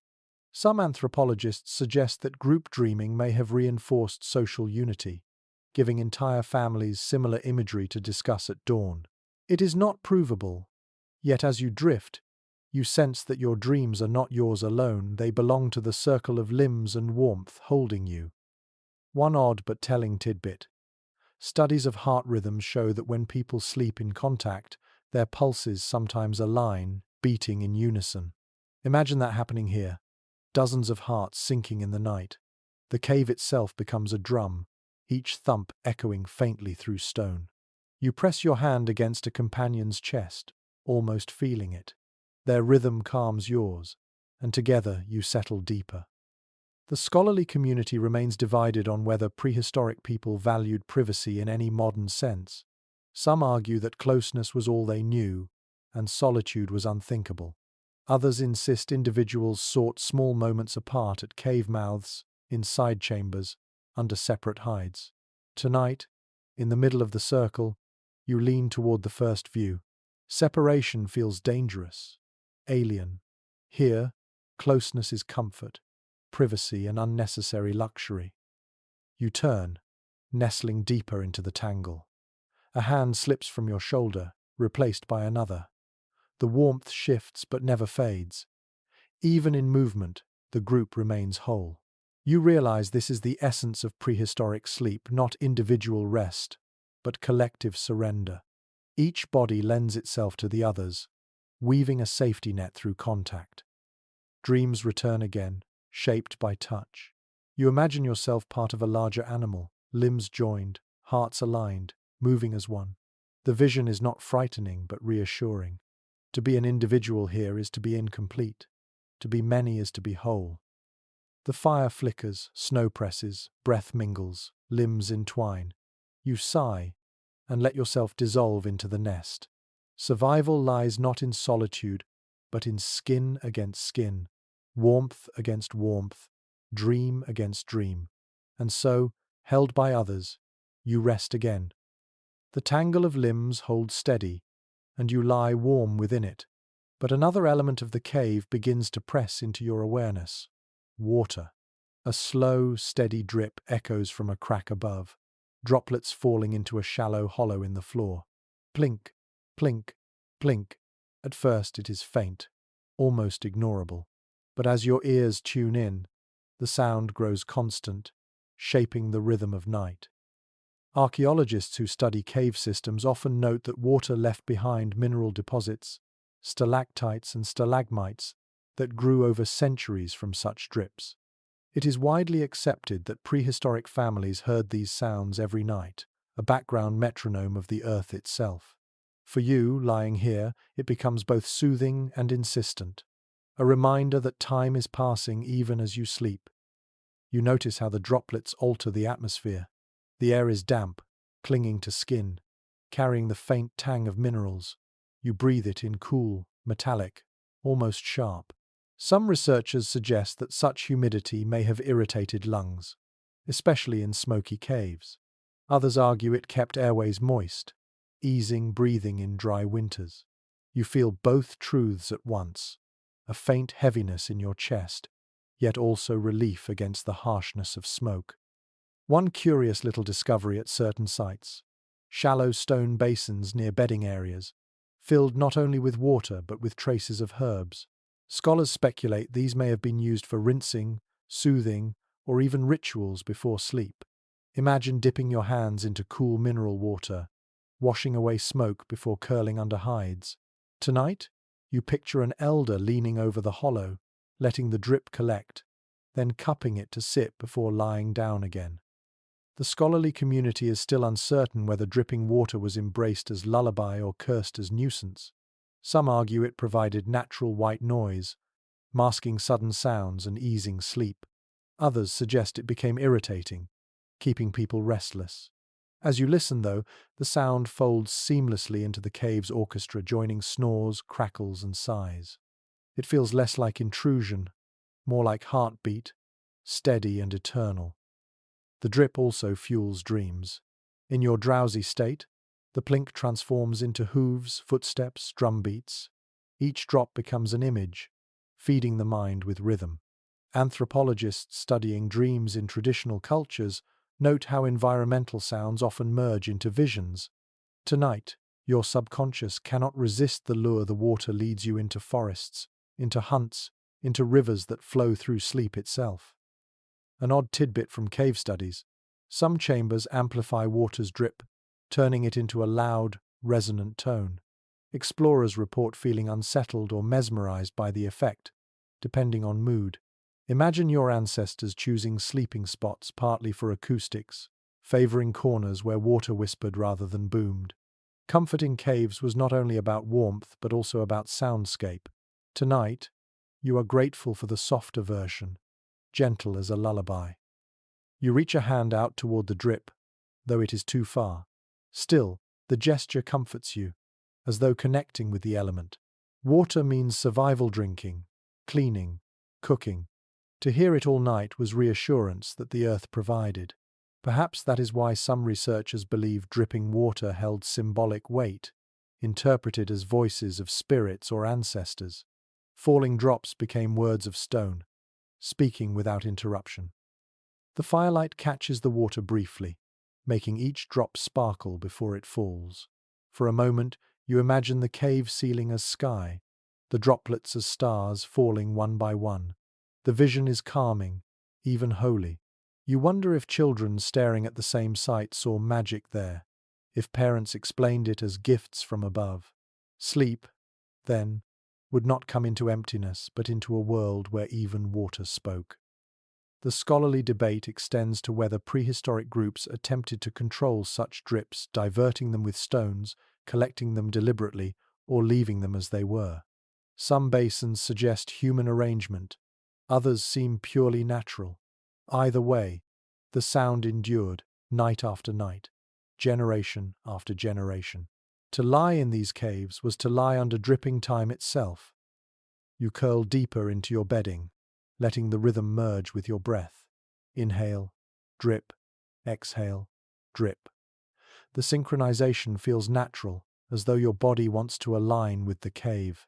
Perhaps this was how people endured such environments, not by resisting but by joining, adapting until stone, water, and flesh move together. Dreams creep closer again, and the drip follows you into them.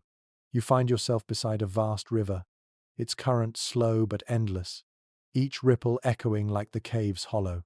You step into it, unafraid, and let it carry you, knowing the water's rhythm will always guide you home.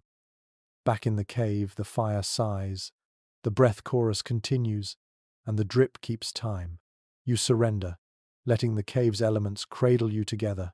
Flame, smoke, warmth, contact, water, all are lullabies, ancient and eternal. The drip of water keeps its rhythm, but another detail of the cave begins to claim your senses now, the very skin of the walls themselves.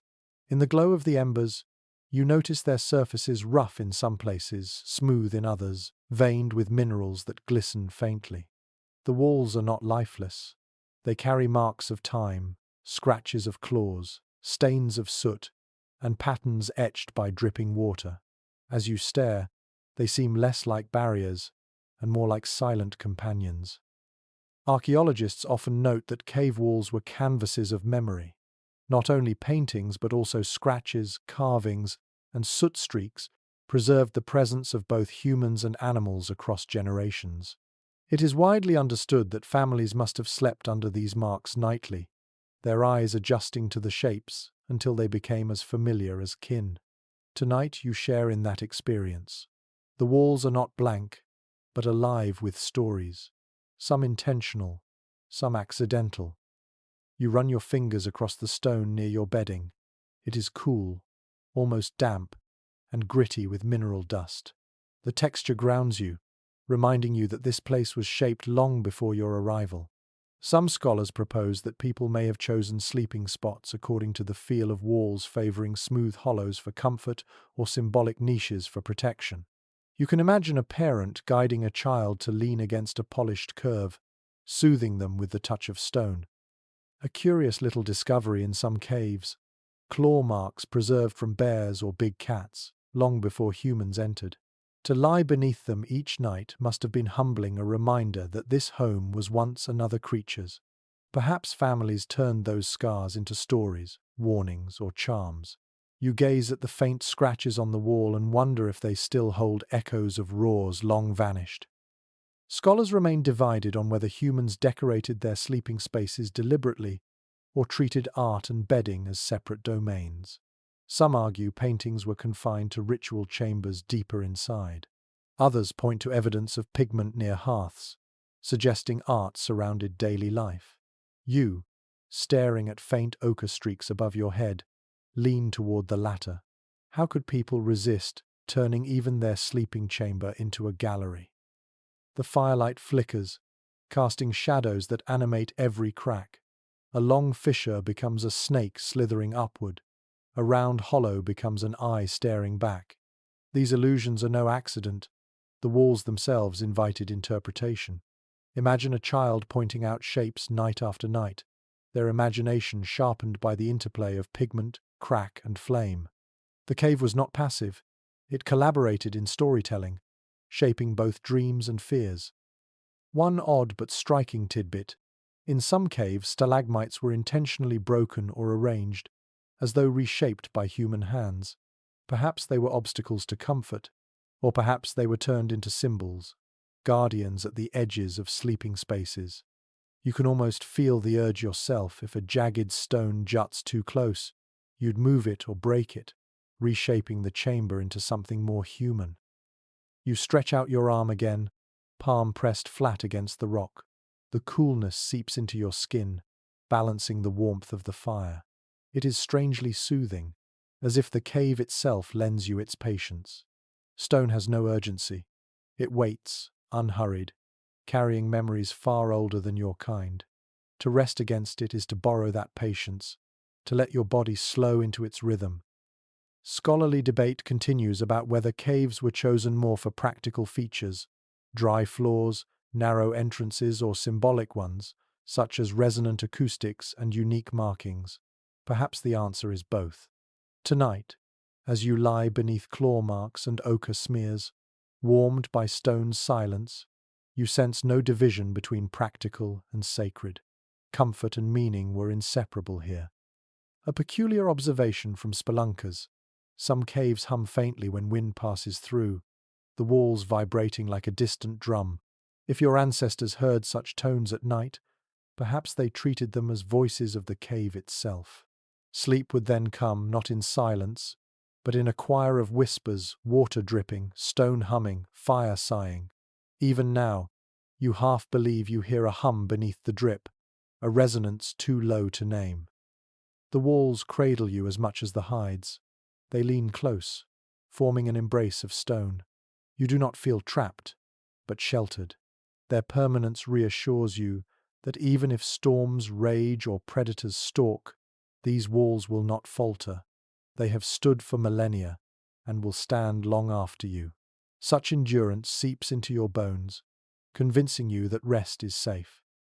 Dreams creep back, shaped by the wall's markings. You see animals etched in cracks, ancestors traced in soot, rivers carved in veins of quartz. The cave is not only a bed, it is a dream machine, feeding your mind images it could never invent alone. Sleep becomes collaborative, woven by stone and fire, body and imagination. Your eyelids sink lower. The last thing you notice before surrendering fully is the way a fissure curves across the wall, resembling a horizon. It feels like promise. Beyond this night, beyond this winter, there is always another dawn. The cave has seen them all. It will see yours too. The walls have quieted you, their permanence sinking into your bones.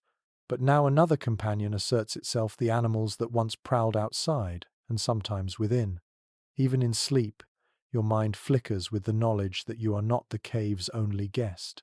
Bears, wolves, and lions once claimed these chambers. Their shadows linger, shaping every dream and every breath. Archaeological evidence confirms that many caves were first home to great predators. Bear skulls, lion bones, claw marks, gouged deep into stone, all testify that humans were latecomers. It is broadly recognized that families bedding here in winter slept not in neutral space, but in contested territory. Tonight you feel that tension, the warmth of kin pressed close, yet always the nagging thought something else has slept here before me. You imagine lying beneath those old claw marks, wondering if the beast might return. Perhaps stories soothed that fear, tales of hunters who defeated lions, or spirits who drove bears away.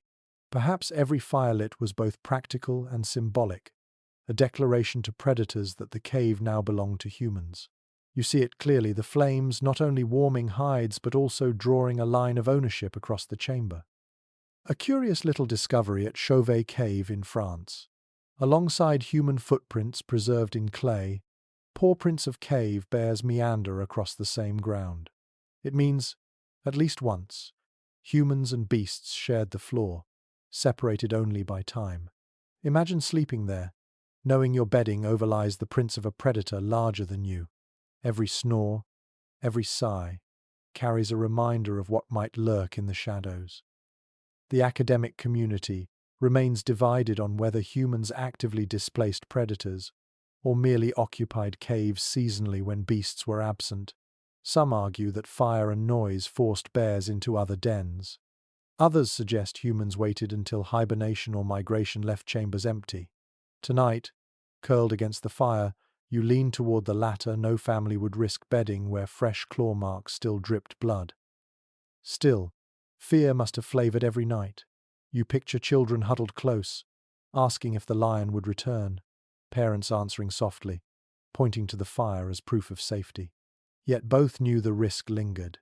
The cave was never entirely theirs. Sleep came not from certainty, but from fragile trust. One odd but telling tidbit: in some Upper Paleolithic sites, bear skulls were arranged deliberately, perhaps as trophies or protective charms. Some scholars believe they signified mastery over beasts. Others think they were tributes, offerings to keep predators appeased.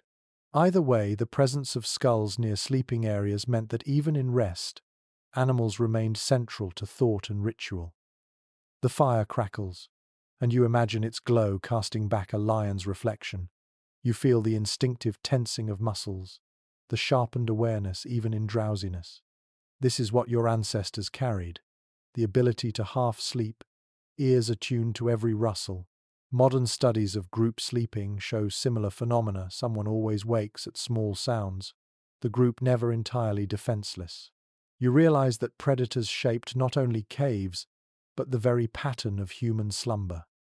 A peculiar observation from bear dens reused by humans.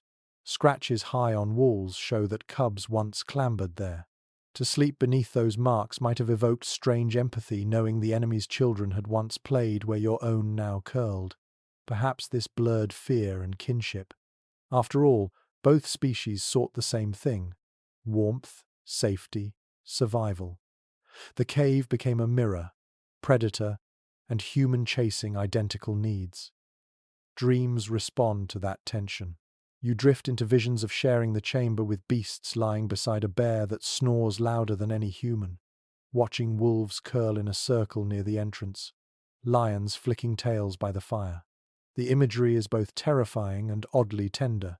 You sense what your ancestors may have felt, that boundaries between species blur in darkness. Night makes kin of all sleepers. Scholars still argue whether such visions fed early myths of animal-human transformation. Perhaps the belief that shamans could take the form of bear or lion arose not from hunts, but from nights of uneasy sleep in shared caves. To rest where predators once lay is to invite their spirits into dreams. You feel that possibility now, as though a lion's eyes blink open in the back of your mind, guiding you deeper into slumber. The fire wanes, shadows stretch, and the predator presence thickens, yet you do not panic.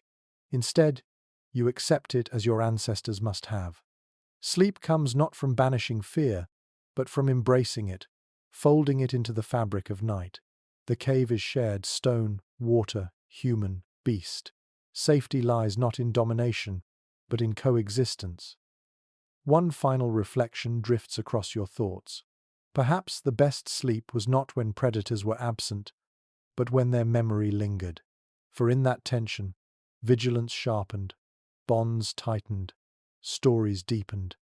To dream of beasts was to remember your place in the chain of life. You close your eyes, heart steady, accepting both the comfort of kin and the shadow of lions. Together, they cradle you. The memory of beasts drifts away, leaving you with another awareness: the slow return of light. You stir, lids heavy, to see the faintest glow pressing at the snow-sealed entrance. It is not yet dawn, but something changes in the darkness, a subtle lifting, a thinning of shadow. The night has stretched long, and now its fabric begins to fray. Archaeologists who study daily cycles note that without artificial lamps, prehistoric people measured time by firelight and the natural rhythm of dawn and dusk. It is generally understood that sleepers often stirred well before sunrise, roused not by alarms but by the shift in air, the change in tone. You feel it now, that delicate cue, as if the cave itself exhales and hints that morning will arrive. You roll slightly, bones stiff from the night. Around you, others begin their own slow wakening. An elder coughs gently, a child mutters in dream speech, someone stretches with a crack of joints. The group does not wake all at once, but in ripples, one body nudging another into awareness. It is communal, even in rising. A curious little finding from cave excavations. Layers of ash suggest that embers were often rekindled in the grey hours before dawn, fires coaxed back to life for warmth and light. Tonight, or rather this morning, you watch the same one adult rises, hair tangled, and nudges the coals with a stick, feeding them with dry twigs until sparks flare. Soon orange glow swells again, painting faces with the first warmth of day. The academic community remains divided on whether mornings in caves were rushed with activity or slow and deliberate. Some argue that hunters rose early, eager to seize daylight. Others believe winter mornings were languid, conserving energy until light truly arrived. You sense truth in the latter. No one leaps to their feet. Bodies stretch, yawns echo. Time itself seems patient. The snow at the entrance glows faintly golden now, firelight and dawn colliding to turn the barrier into a luminous wall. Children gaze at it with wonder, whispering as though spirits are behind it. You smile, realizing that for them, each morning is a miracle. Night has not trapped them. The world continues. Light returns. One odd but telling tidbit. In some ethnographic records, waking rituals included sharing dreams immediately upon rising. You can picture the same here, adults murmuring about visions of bison or deer, deciding together if the dreams carried meaning. Perhaps hunts were planned or postponed based on these morning exchanges. In this cave, sleep and wake are not separate realms, but threads woven tightly together. You rise enough to sit, pulling hides around your shoulders. The air is crisp, your breath visible again. Smoke lingers, curling lazily upward. The dripping water continues, steady as ever, proof that some rhythms never stop. The snores fade into grumbles, the chorus shifting into morning noises. Scholars speculate on whether waking in such communal settings bred patience or irritation. Some argue it strengthened bonds, each morning a reminder of shared endurance. Others suspect tempers frayed, elbows jabbed, snores cursed under breath. You witness both in the cave. Laughter as a child tumbles out of bedding, a groan as an elder rubs aching knees. Humanity is never tidy, even in survival. An unusual observation from later hunter-gatherer groups. Dawn often meant small rituals of grooming, combing hair with fingers, rinsing faces with cold water, stretching limbs. Perhaps your ancestors did the same. You imagine them leaning toward the drip, splashing faces, rubbing soot from skin. Even in hardship, there is dignity in preparing for the day. The cave brightens gradually, shadows retreating. The paintings above bison, horses, deer reappear in clearer light, their forms steady after a night of flicker. You gaze at them and realize they too are part of waking. They are reminders not only of dreams but of tasks waiting outside.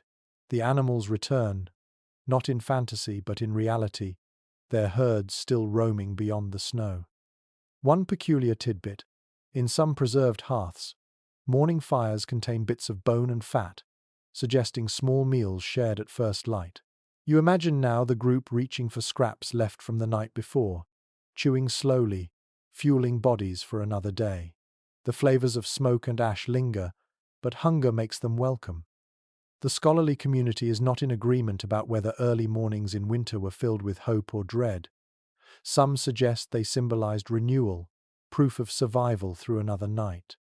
Others argue they carried heaviness, a reminder of the day's struggles ahead. You sense both currents in the cave. Relief mingles with resignation. Sleep has ended. Endurance begins again. The children rise first, always restless. They scurry toward the glowing wall of snow, pressing small hands against it, laughing at the cold. Their joy is infectious, proof that even in harshest winters, life holds play. Adults follow more slowly, eyes still heavy, bodies sore but ready. The rhythm of night yields to the rhythm of day. You inhale deeply, feeling the cave's air shift as bodies stir, as fire revives, as dawn asserts itself. Sleep has carried you, dreams have guided you, and now waking asks for your presence. You stretch, bones creaking yet heart steady. The cave has given you another night of protection. Morning thanks must follow. Your gaze lingers on the faint light, edging past the snow barrier. Soon someone will clear it, and the outside will return cold, vast, merciless, but real. For now, though, you savor this in-between moment, where night has not fully gone, and day has not fully arrived. It is a pause, a breath, a reminder of continuity. You close your eyes briefly once more, leaning into hides, listening to laughter, coughs, crackling fire, and dripping water. Even in waking, the lullaby continues. The cave remains alive, carrying you from one cycle to the next.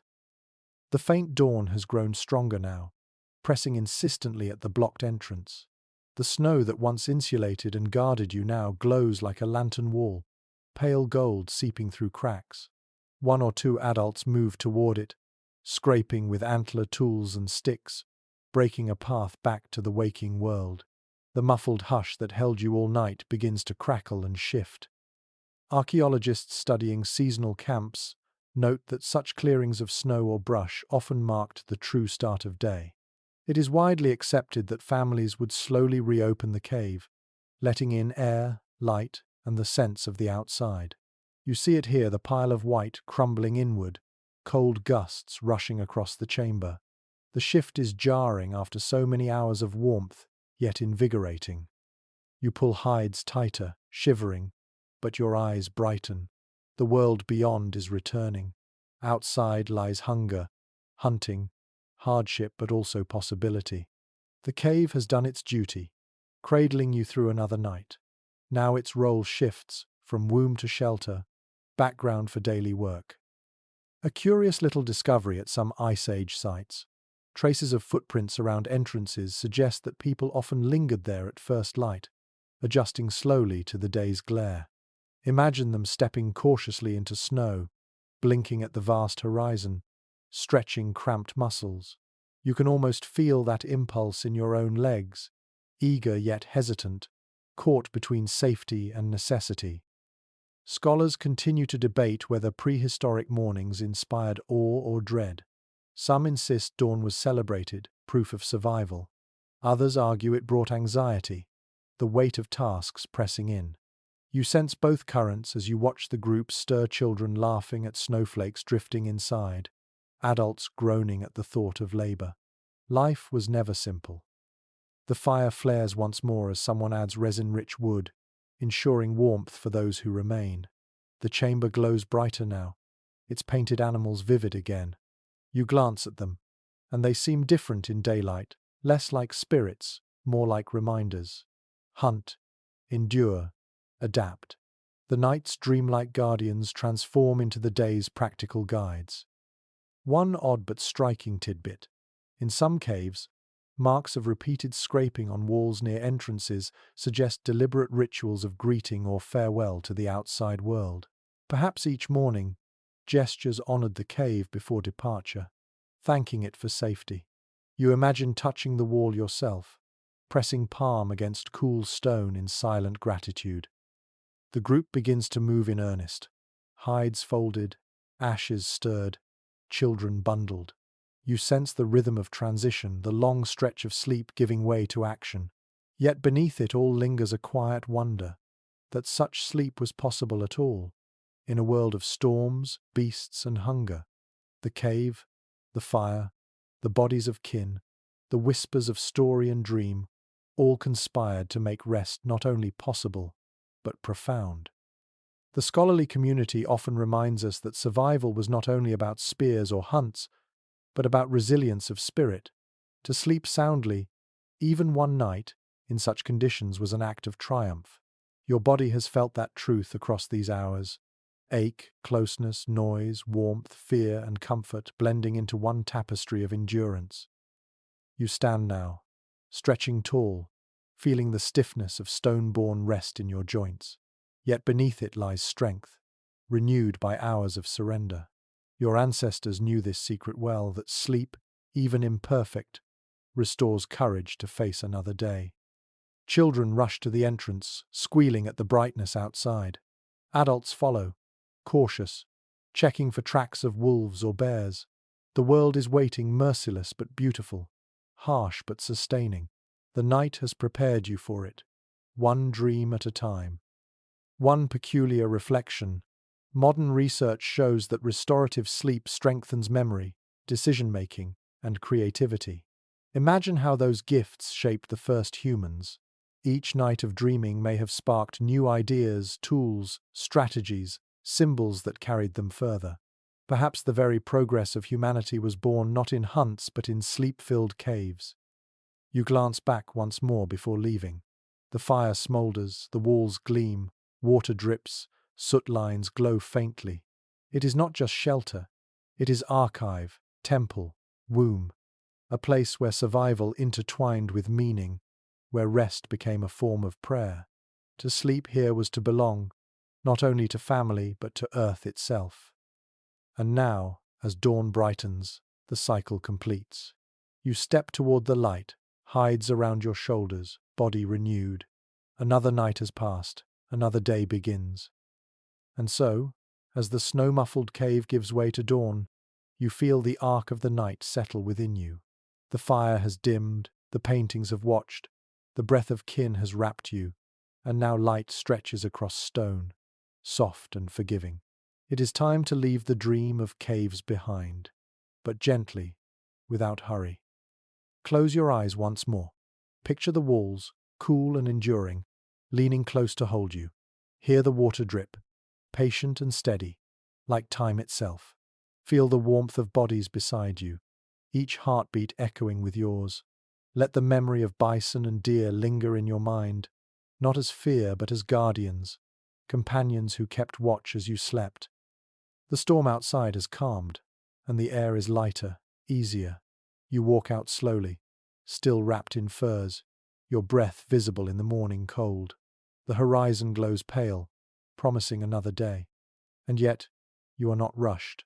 You carry with you the stillness of the night, the calm rhythm of breath, the wisdom of rest. Let your body grow heavy now, as if stone itself cradles you. Let your thoughts soften like embers fading to ash. You are safe. You are sheltered. You are part of something older than time. The night is not your enemy. It is your greatest companion, teaching you to surrender, teaching you to trust. Breathe deeply, slowly. Inhale the warmth of the fire that still glows within. Exhale the last tension of the day. You are ready for sleep, ready for dreams, ready to join the long lineage of sleepers who once lay in caves, who once trusted the night as you do now. Rest easy, sleep well. The cave will hold you.